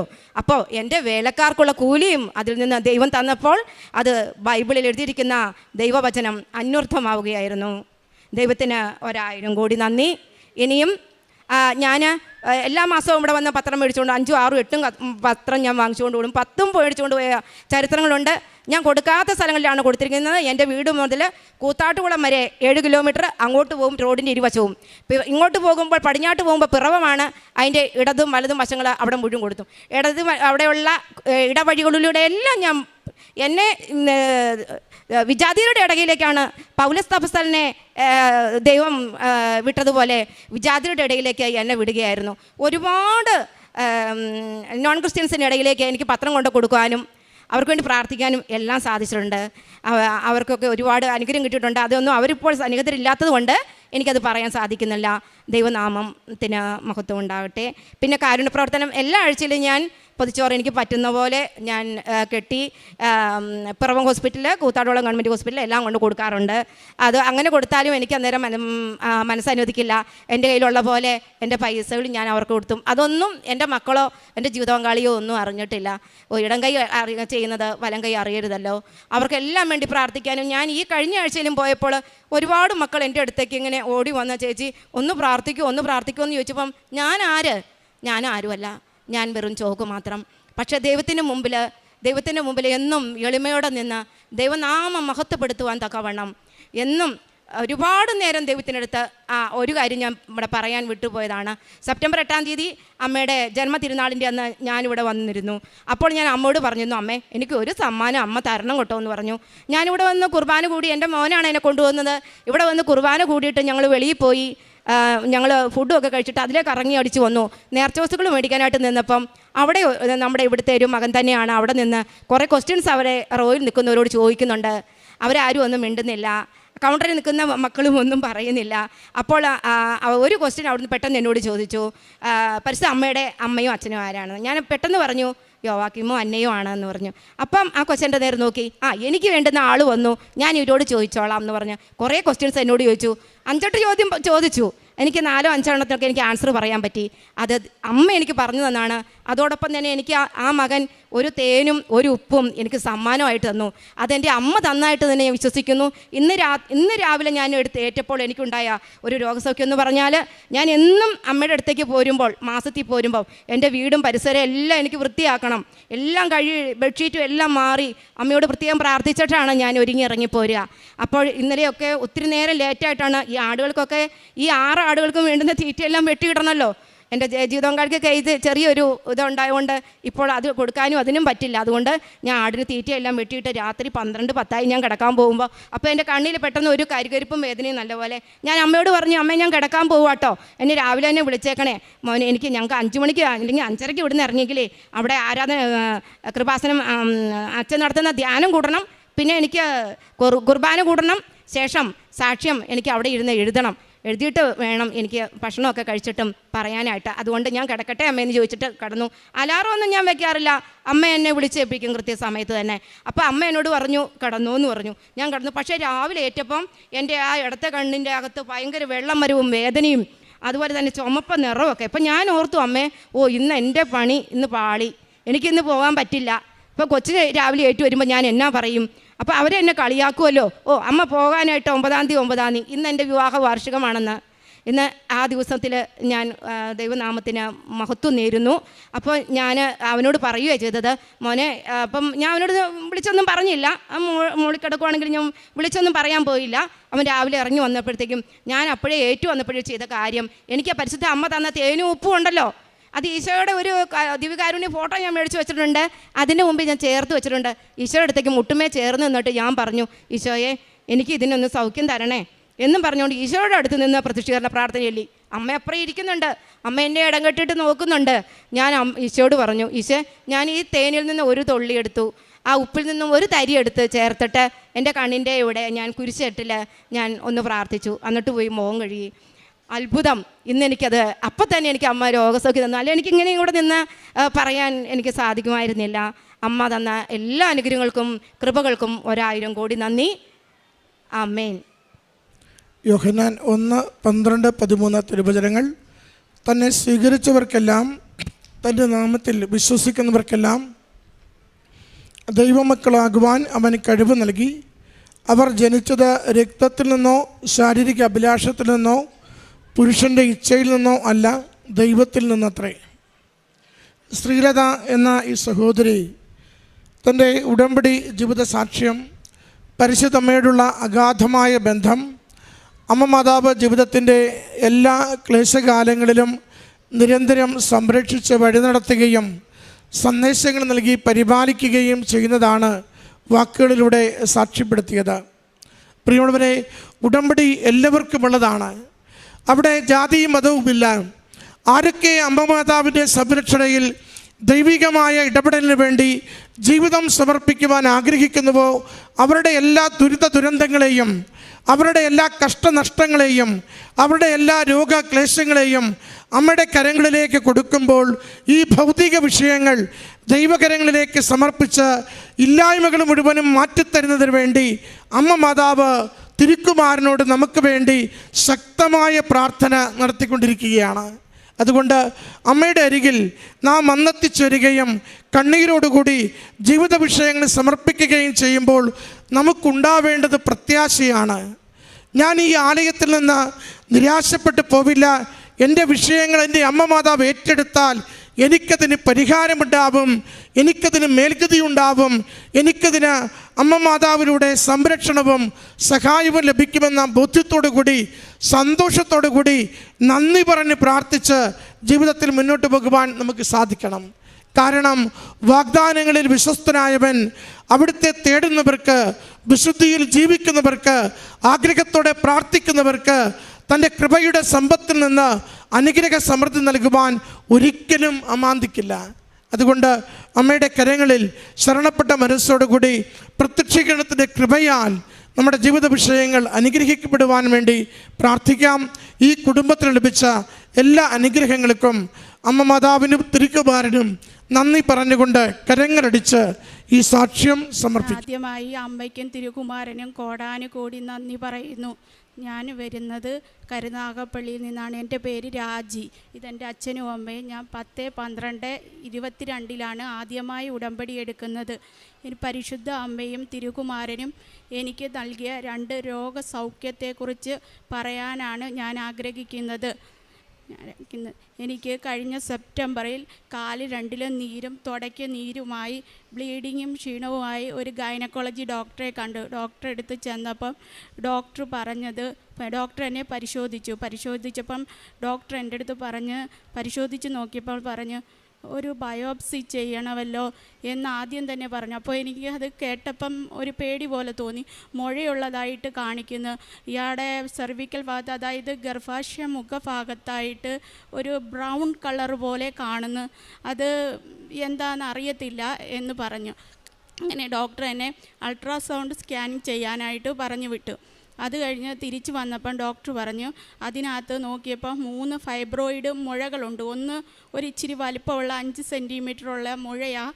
എന്ന് പറഞ്ഞു. അപ്പോൾ അത് കഴിഞ്ഞു 3 ദിവസത്തെ മരുന്ന് വെച്ചിട്ട് വരണമെന്ന് എൻ്റെ അടുത്ത് പറഞ്ഞു. അപ്പോൾ ഞാൻ അവിടെ നിന്ന്, ഞാൻ ഒറ്റയ്ക്കായിരുന്നു ഹോസ്പിറ്റലിൽ പോയത്. ഞാൻ അന്നേരം എൻ്റെ അമ്മയെ വിളിച്ചത്, എൻ്റെ അമ്മയും അച്ഛനുമാണ്. എൻ്റെ അമ്മയെ വിളിച്ച് ഞാൻ കാര്യം പറഞ്ഞു, അമ്മ ഇങ്ങനെ ഡോക്ടർ പറഞ്ഞ് എന്തോ വേണം. അന്നേരം പറഞ്ഞു, നീ എന്തിനാ പേടിക്കുന്നത്, നമ്മുടെ അമ്മയില്ലേ, പിന്നെ എന്തിനാ നീ പേടിക്കുന്നത്, നമുക്ക് കൃപാസനത്തിൽ പോയി ഉടമ്പടി പുതുക്കുക എന്ന് പറഞ്ഞു. അങ്ങനെ ഞങ്ങൾ പിറ്റേ ദിവസം തന്നെ ഇവിടെ വന്ന് എൻ്റെ ഈ സെപ്റ്റംബർ 24/9/2025 ഞാൻ വന്ന് എൻ്റെ ഉടമ്പടി പുതുക്കിയപ്പം എനിക്ക് അച്ഛനെ കാണണമെന്ന് നല്ല ആഗ്രഹമുണ്ടായിരുന്നു. അപ്പോൾ കാണാൻ പറ്റുമോ എന്ന് എനിക്കറിയത്തില്ല. പക്ഷേ ഞാൻ ഉടമ്പടി എടുത്ത് ഇറങ്ങിയപ്പോൾ തന്നെ ഇത്തിരി 3:30 ആയി സമയം. അപ്പം ഞാൻ വിചാരിച്ച് അച്ഛനെ കാണാൻ എനിക്ക് പറ്റത്തില്ല എന്ന് പറഞ്ഞു. അങ്ങനെ ഞങ്ങൾ ഇവിടെ വന്നിരുന്നു, ഞങ്ങൾ രണ്ടുപേരും കൈ കോർത്ത് പിടിച്ച് കരഞ്ഞുകൊണ്ട് പ്രാർത്ഥിച്ചപ്പോൾ പിന്നെ അപ്പം ഇവിടെ ഇച്ചിരി ആൾ കുറഞ്ഞിട്ടുണ്ട്. അന്നേരം അമ്മ പറഞ്ഞ് നമുക്ക് പോയി എന്തായാലും ഈ സ്കാനിങ് റിപ്പോർട്ടൊക്കെ ആയിട്ട് ഓഫീസിൽ ചെന്നൊന്ന് സംസാരിച്ച് നോക്കാം, നീ വരാൻ പറഞ്ഞു. അങ്ങനെ എന്നെയായിട്ട് ഓഫീസിൽ ചെന്നവൻ പറഞ്ഞു, പെട്ടെന്ന് ചെല്ല്, ഇപ്പം അച്ഛൻ പോവും എന്ന് പറഞ്ഞു. അങ്ങനെ വന്ന് ഞങ്ങളുടെ ഒരു തുണ്ടെഴുതി തന്ന് അച്ഛനെ വന്ന് കണ്ടപ്പം പെട്ടെന്ന് തന്നെ എനിക്ക് കാണാൻ സാധിച്ചു അച്ഛനെ. അത് ഏറ്റവും വലിയൊരു അനുഗ്രഹമാണ് എൻ്റെ ജീവിതത്തിൽ. അങ്ങനെ അച്ഛൻ എൻ്റെ തലയിൽ വെച്ച് കൈ വെച്ച് പ്രാർത്ഥിച്ച് അടിവയറ്റിൽ കുരിശ് വെച്ച് പ്രാർത്ഥിച്ചിട്ട് എൻ്റെ പിന്നെ ഈ അന്ന് തൊട്ട് എൻ്റെ കഴുത്തിലിട്ടേക്കും അതാണ്ട് ഈ കാശ് കുരിശ് അതും തന്ന്, എന്നിട്ട് സൈത്ത് പൂശാൻ തന്നിട്ട് പറഞ്ഞ് പേടിക്കണ്ട, നീ വന്ന് സാക്ഷ്യം പറയണമെന്ന് പറഞ്ഞു എൻ്റെ അടുത്ത്. ഞാൻ അങ്ങനെ അന്നേരം സൈത്ത് പൂശാൻ തന്ന് ഞാൻ അങ്ങോട്ട് നടന്ന് കരഞ്ഞുകൊണ്ട് ഞാൻ അമ്മയുടെ മുമ്പിൽ നിന്ന് കരഞ്ഞ് പ്രാർത്ഥിച്ചിട്ട്, അമ്മേ എനിക്കൊന്നും അറിയത്തില്ല, എൻ്റെ അമ്മയുടെയും എൻ്റെ ഈശോയുടെയും കരങ്ങളിൽ ഞാൻ ഏൽപ്പിച്ചിട്ട് പോവുകയെന്ന് പറഞ്ഞു. അങ്ങനെ ഞാൻ നടന്ന് ആ ഭാഗത്തോട്ടിട്ട് വൈകുന്നേരമായി. അപ്പോൾ എനിക്ക് നല്ല ഭംഗിയായിട്ട് എൻ്റെ അമ്മയുടെ ആ മുല്ലപ്പൂവിൻ്റെ മണം. അപ്പോഴത്തേനും ഞാൻ ചുറ്റും വട്ടം നോക്കി, എൻ്റെ അടുത്തെങ്ങും ആരും കാണുന്നുമില്ല. പക്ഷേ അവിടെല്ലാം മുല്ലപ്പൂ വിറ്റ് അതിൻ്റെ സമയമെല്ലാം കഴിഞ്ഞു നല്ല രീതിയിൽ. അങ്ങനെ ഞാൻ ബാത്റൂമിൽ പോയി അടിവയറ്റിൽ വിശ്വാസ പ്രമാണം ചൊല്ലി സൈത്ത് പൂശി അങ്ങനെ ഞാൻ വീട്ടിൽ ചെന്ന് രാത്രി ആയപ്പോൾ ഞാനിങ്ങനെ മലന്ന് കിടന്നപ്പോൾ എൻ്റെ വയറ് ഉരുണ്ട് കയറുന്നതായിട്ട് എനിക്ക് തോന്നി. ഇവിടം വരെ ഉരുണ്ട് കയറ്. ആദ്യം ഒന്ന് എഴുന്നേറ്റ് വീണ്ടും എണ്ണിച്ച് വീണ്ടും കിടന്നപ്പോൾ എൻ്റെ വയറ് ഉരുണ്ട് മേളോട്ട് കയറാം. അങ്ങനെ ഞാൻ വിശ്വാസ പ്രമാണം ചൊല്ലി ഞാൻ ഇറങ്ങി. പിറ്റേ ദിവസം തന്നെ അമ്മ വന്ന് ഞാനും അമ്മയും കൂടെ ഡോക്ടറെ അടുത്ത് പോയിട്ട് ഡോക്ടർ അവിടെ നിന്നും ഗർഭാശയ മുഖത്തിൽ നിന്ന് സ്മിയർ ടെസ്റ്റിനായിട്ടാണ് അയക്കുന്നതെന്ന് പറഞ്ഞു. അതിനകത്ത് ഈ ക്യാൻസർ വല്ലതും ഉണ്ടോ എന്ന് നമുക്കറിയണം, അവിടെ ഒരു നിറവ്യത്യാസമായത് കൊണ്ടാ എന്ന് പറഞ്ഞു. അങ്ങനെ അത് അയച്ചു. 3-ാമത്തെ ദിവസം റിസൾട്ട് വന്ന് ഞങ്ങൾ ചെന്ന് വാങ്ങിച്ചപ്പം ഞാൻ ഇതിനെല്ലാം പോകുമ്പോൾ പിന്നെ ഇവിടുത്തെ ഉടമ്പടി തൈലം വിശ്വാസ പ്രമാണം ചൊല്ലി 7 പ്രാവശ്യം വിശ്വാസ പ്രമാണം ചൊല്ലി കുരിശ് വരച്ചതിന് ശേഷമാണ് ഞാൻ എന്ത് കാര്യത്തിനും പോത്തുള്ളൂ. അന്ന് തൊട്ട് അച്ഛൻ തന്ന ഈ കാശ് കുരിശ് എൻ്റെ കഴുത്തിൽ നിന്ന് ഞാൻ ഊരത്തില്ല. അങ്ങനെ ചെന്നപ്പം ഡോക്ടറെ കണ്ടപ്പോൾ ഡോക്ടർ ആദ്യം എൻ്റെ അടുത്ത് ചിരിച്ച്, എനിക്ക് പേടിയുണ്ടോ എന്ന് ചോദിച്ചു. ഞാൻ പറഞ്ഞു, എനിക്ക് പേടിയില്ല. പക്ഷേ എനിക്ക് പേടിയില്ലെന്ന് വെച്ചാൽ എൻ്റെ ഈശോയും അമ്മയും എൻ്റെ കൂടെ ഉണ്ട്, ഞാൻ പിന്നെ എന്തിനാ പേടിക്കുന്നത്. അന്നേരം പറഞ്ഞ് ഇതിനകത്ത് ചെറുതായിട്ട് ഒരു ആസ്കസ് എന്ന HPV അഥവാ ഹ്യൂമൻ പാപ്പിലോമിയസ് വൈറസ് എന്നാണ് ഇത് പറയുന്നത്. ഇതിനകത്ത് ചെറുതായിട്ട് മൈൽഡ് ചേഞ്ച് രൂപത്തിലാണ് ഇത് കാണുന്നത്. ഇത് ചിലവർക്ക് ഇത് ക്യാൻസറിൻ്റെ ഒരു ചെറിയ ടെൻഡൻസി വരാനായിട്ടൊരു ചാൻസ് പോലെ ഇതിനകത്ത് കാണുന്നുണ്ടെന്ന് പറഞ്ഞു. അപ്പോൾ ഞാനും അമ്മയും പറഞ്ഞു, ഒരിക്കലുമില്ല, മാതാവ് അങ്ങനെ എനിക്കൊരിക്കലും വരുത്തത്തില്ല, അതെനിക്ക് നല്ല വൃത്തിയായിട്ടറിയാം. ഞാൻ വെളുപ്പിനെയും കൂടി ഇരുന്ന് അമ്മയുടെ പ്രത്യക്ഷീകരണ പ്രാർത്ഥന ചെല്ലുമ്പോൾ അമ്മയുടെ ആ തിരിയിൽ അമ്മയെ തെളിഞ്ഞ് ഞാൻ നല്ല വൃത്തിയായിട്ട് അമ്മയുടെ രൂപം ഞാൻ കരഞ്ഞ് പ്രാർത്ഥിച്ചപ്പോൾ കണ്ട് എൻ്റെ മനസ്സിനുള്ളിൽ നല്ല ദൃഢയുണ്ട്, ഒരിക്കലും അങ്ങനെ വരുത്തത്തില്ല എൻ്റെ അമ്മയെന്ന്. അങ്ങനെ അപ്പോൾ അമ്മ പറഞ്ഞു, എൻ്റെ വീടം കൊല്ലവാ. അന്നേരം അമ്മ പറഞ്ഞു, നമുക്കൊരു കാര്യം ചെയ്യാം, നമുക്കൊരു ഓങ്കോളജി ഡോക്ടറെ ഒന്ന് കാണിക്കാം എന്ന് പറഞ്ഞു. അങ്ങനെ ഓങ്കോളജി ഡോക്ടറെ കൊണ്ട് കാണിച്ചപ്പോൾ ഡോക്ടർ പറഞ്ഞു, ഇതിനകത്തുണ്ട് സംഭവം, പക്ഷേ നമുക്കൊരു കാര്യം ചെയ്യാം, മുഴയും കൂടി ഇല്ലേ, അപ്പം നമുക്കിതങ്ങ് ന്യൂട്രൻസ് മൊത്തത്തിൽ അങ്ങ് റിമൂവ് ചെയ്ത് കളഞ്ഞാൽ എന്താന്ന് പറഞ്ഞു. അങ്ങനെ കഴിഞ്ഞ മാസം 27-ാം തീയതിയിലത്തേക്ക് ഡേറ്റ് എടുക്കാമെന്ന് ഡോക്ടർ പറഞ്ഞു. അപ്പോൾ അത് അപ്പം ഞങ്ങളുടെ വീട്ടിൽ തിരിച്ചു വന്നപ്പോൾ എല്ലാവർക്കും എന്ന് വെച്ചാൽ എല്ലാവർക്കും നല്ല പനിയെന്ന് വെച്ചാൽ ആർക്ക് വിണ്ണിക്കാൻ രീതിയിലുള്ള പനിയായി. അപ്പം 24-ാം അഖണ്ഡ ജപമാല റാലിയിൽ പങ്കെടുക്കണമെന്ന് ആദ്യമായിട്ടാണ് ഞങ്ങൾ പങ്കെടുക്കുന്നത്. ഞങ്ങൾക്ക് അതിനകത്ത് പങ്കെടുക്കണമെന്ന് നല്ല ആഗ്രഹം ഉണ്ടായിരുന്നു. എനിക്ക് ഏറ്റവും വലിയൊരു ആഗ്രഹമായിരുന്നു എൻ്റെ അമ്മയുടെ റാലിയിൽ പങ്കെടുക്കണമെന്ന്. അങ്ങനെ ഞാനും എൻ്റെ എത്ര പനിയായിട്ടും എൻ്റെ കുടുംബസഹിതം എൻ്റെ അമ്മയും അച്ഛനും മക്കളും ഞാനും എല്ലാം കൂടെ പക്ഷേ ഞങ്ങൾക്ക് പനി ഉണ്ടെങ്കിൽ പോലും ഒരു തരത്തിലുള്ള എന്ന് വെച്ചാൽ ഒരു തരത്തിലുള്ള അസ്വസ്ഥതകളും വരാതെ ഞങ്ങൾ അവിടെ വരെ ആർത്തിക്കൽ പള്ളിയിൽ വരെ നടന്നു പോകാൻ ഞങ്ങളെ അമ്മ അനുഗ്രഹിച്ചു. പോകുമ്പോഴെല്ലാം ഞാൻ അമ്മയോട് പ്രാർത്ഥിക്കും, അമ്മേ എനിക്ക് സൗഖ്യം തരണമേ, അതിനകത്ത് മാരകമായ ഒന്നും തന്നെ കാണല്ലേ എൻ്റെ അമ്മേ, എൻ്റെ യൂട്രൻസ് പോവാൻ ഇടയാകരുതേ അമ്മ മാതാവേ, എൻ്റെ അമ്മയല്ലാതെ എനിക്ക് വേറെ ആരുമില്ല, എൻ്റെ അമ്മയോടല്ലാതെ എനിക്ക് വേറെ ആരോടും പറയാനില്ല എന്ന് ഞാൻ കരഞ്ഞ് പ്രാർത്ഥിക്കും. അങ്ങനെ ഞങ്ങൾ തിരിച്ച് വീട്ടിൽ വന്ന് രാത്രിയായി. പിറ്റേ ദിവസമായപ്പം എനിക്കൊരു ഫോൺ കോൾ വരുന്ന ഞങ്ങളെ അറിയാവുന്ന ഒരു ചേച്ചിയാണ്. പക്ഷേ ഞാനത് വിചാരിക്കുന്നില്ല, ചേച്ചിയല്ല എൻ്റെ മാതാവ് തന്നെയാണ് ഞങ്ങളെ അമ്മ ആദ്യം വിളിച്ച്. ആ ചേച്ചി അങ്ങനെ വിളിക്കുന്ന പോലുമല്ല, പിന്നെ എന്നെ വിളിച്ചിട്ട് ചേച്ചി പറഞ്ഞു, ഒരു കാര്യം ചെയ്യാം, നമുക്ക് അവളെ ഒന്ന് ഈ റിസൾട്ടെല്ലാമായിട്ട് ഒരു ഗൈനക്കോളജി ഡോക്ടറുണ്ട് നല്ല NSC ഇരിക്കുന്ന, ആ ഡോക്ടറെ നമുക്കൊന്ന് പോയി കാണി ചേച്ചി അവളെയായിട്ട്. പക്ഷേ അത് വിളിച്ചത് എൻ്റെ അമ്മയാണെന്ന് എനിക്ക് നല്ല വിശ്വാസം.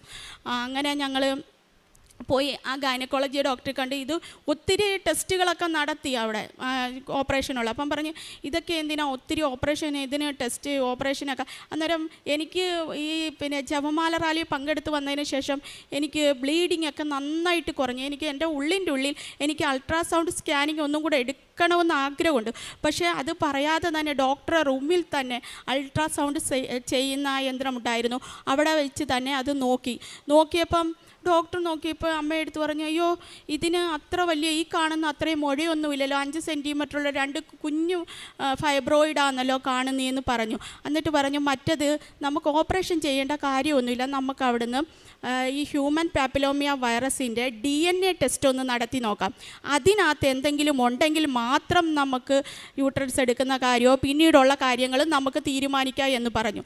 അപ്പോൾ ഞാൻ അന്നേരവും പോയപ്പോൾ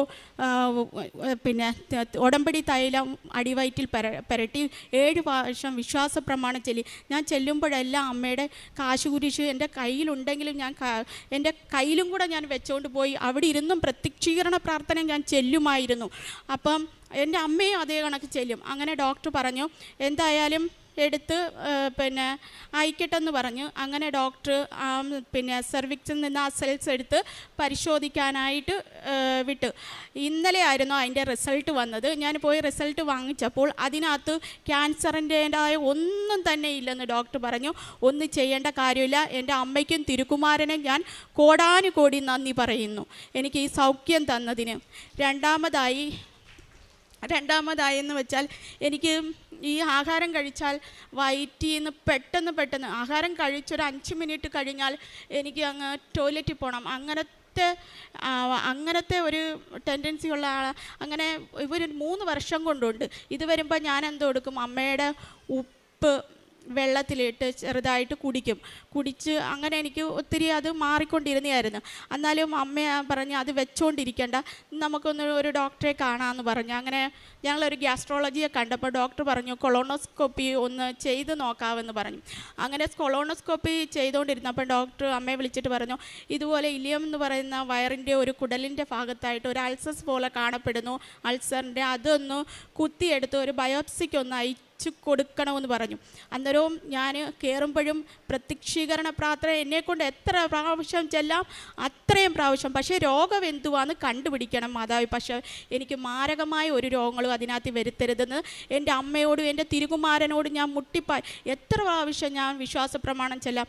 ആ കിടത്തി കൊളോണോസ്കോപ്പിക്ക് കൊണ്ടുപോകുമ്പോഴും അവിടെ കിടന്ന് ഞാൻ പ്രത്യക്ഷീകരണ പ്രാർത്ഥന ചൊല്ലിക്കൊണ്ടേയിരിക്കും. അങ്ങനെ അതിൻ്റെ റിസൾട്ട് 10 ദിവസം വന്നപ്പോൾ ഡോക്ടർ പറഞ്ഞു ഒരു കുഴപ്പമില്ല ഇയാൾക്ക്. അതിനും 2 ടാബ്ലറ്റ് തന്നു. അതിപ്പോൾ കഴിച്ചതിൽ എനിക്ക് പൂർണ്ണമായിട്ടും അത് ഒത്തിരി മാറ്റമുണ്ട്. അതിനും എൻ്റെ അമ്മയെടുത്തും തിരുക്കുമാരൻ്റെ അടുത്തും ഞാൻ കോടാനുകോടി നന്ദി. ഈ സൗഖ്യങ്ങളെല്ലാം തന്ന എൻ്റെ അമ്മ മാതാവിന്, എൻ്റെ ഈശോയ്ക്ക് ഞാൻ എങ്ങനെ നന്ദി പറയണമെന്നറിയില്ല. ഞാൻ ഇനി എൻ്റെ ജീവിതം ഉടമ്പടിയിൽ തന്നെ തുടർന്നുകൊണ്ടിരിക്കും. എൻ്റെ അമ്മയ്ക്കും തിരുക്കുമാരനും ഞാൻ കോടാനുകോടി നന്ദി പറയുന്നു. യേശുവേ സ്തുതി, യേശുവേ ആരാധന, ആരാധന യേശുവേ, സ്തോത്രം യേശുവേ, നന്ദി, ഹല്ലേലൂയ. യൂട്രസ് റിമൂവ് ചെയ്യണ്ടെന്ന് പറഞ്ഞ് എനിക്ക് ബ്ലീഡിങ്ങും കുറഞ്ഞ് എൻ്റെ ഫൈബ്രോയിഡ് ഞാൻ നടന്നു അമ്മയെടുത്ത് പോയിട്ട് വന്നപ്പോഴത്തേക്ക് അതിന് നന്നായിട്ട് ചുരുങ്ങിയെന്നാണ് പറഞ്ഞത് ഡോക്ടർ നോക്കിയപ്പോൾ. അതിനും എന്നെ അനുഗ്രഹിച്ചതിന് എൻ്റെ അമ്മയ്ക്കും തിരുകുമാരനും ഞാൻ നന്ദി പറയുന്നു. കാരുണ്യ പ്രവൃത്തികളെന്ന് വെച്ചാൽ ഞാൻ പത്രം കൊണ്ടുവന്ന് ഇത് ഞാൻ അപ്പോൾ അവർ ചോദിക്കും എന്തിനാണ് പത്രം കൊടുക്കുന്നത്. ഞാൻ കാര്യങ്ങൾ പറയും ഇതുപോലെ ആ കാര്യങ്ങളെന്ന്.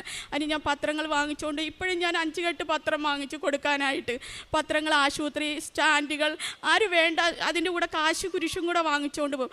ആര് വേണ്ടാന്ന് പറഞ്ഞാൽ ഇനി തന്നേരെ, നിങ്ങൾക്ക് വേണ്ടെങ്കിൽ വേണ്ട, ഞാൻ വേറെ ആൾക്ക് കൊടുത്തോളാം എന്ന് പറയും.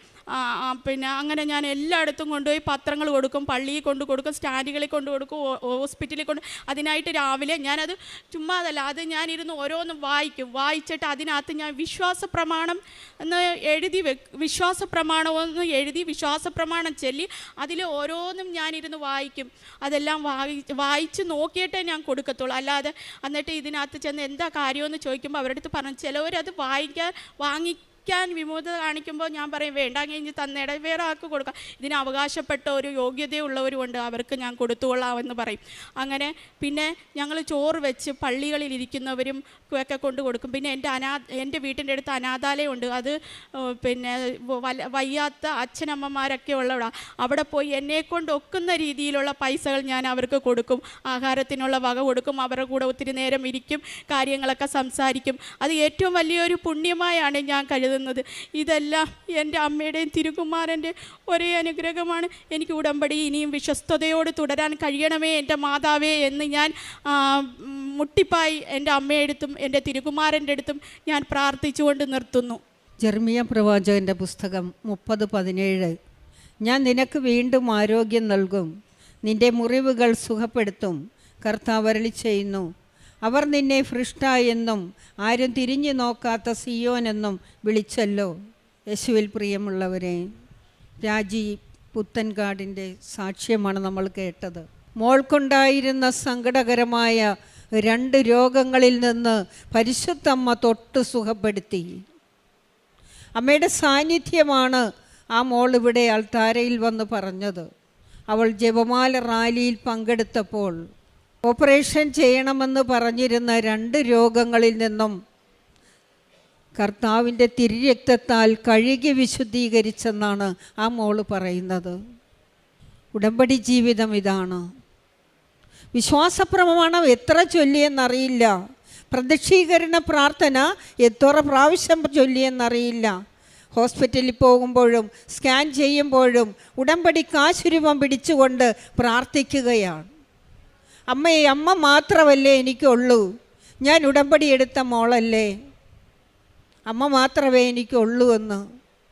അന്ത്യം വരെ, നിത്യത വരെ അമ്മയോട് കൂടി മാത്രമേ ഞാൻ ജീവിക്കുകയുള്ളൂ, ഉടമ്പടി വിട്ടൊരു ജീവിതം എനിക്ക് ഇനി ഇല്ല എന്നാണ് ആ മോള് നമ്മോട് പറയുന്നത്.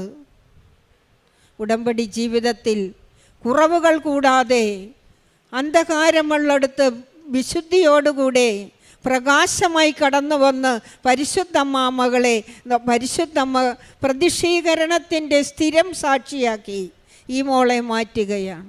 ജീവനോടുകൂടി ആൾത്താരെ പ്രത്യക്ഷപ്പെട്ട അമ്മയുടെ സന്നിധിയിൽ വന്ന് സാക്ഷ്യം പറയുവാൻ അവളെ ഒരുക്കിയത് അവൾക്ക് ഉടമ്പടിയോടുള്ള വിശ്വാസവും വിശ്വസ്തതയും സമർപ്പണവും സത്യസന്ധതയും കൊണ്ട് ആ ജപമാല റാലിയിലൂടെ അമ്മയോട് സംസാരിച്ചു കൊണ്ട് നടന്ന ആ പ്രാർത്ഥന, ആ വലിയ അത്ഭുതം.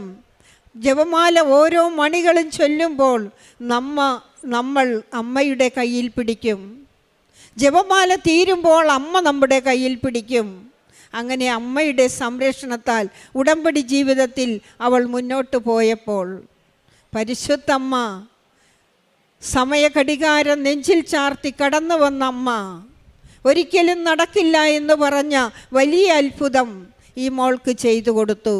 നമുക്ക് ദോഷകരമായി നിന്ന ലിഖിതങ്ങൾ, നിയമങ്ങളെ അവൻ മായ്ച്ചു കളയുകയും അവയെ കുരിശിൽ തറച്ച് നിഷ്കാസനം ചെയ്യുകയും ചെയ്തു.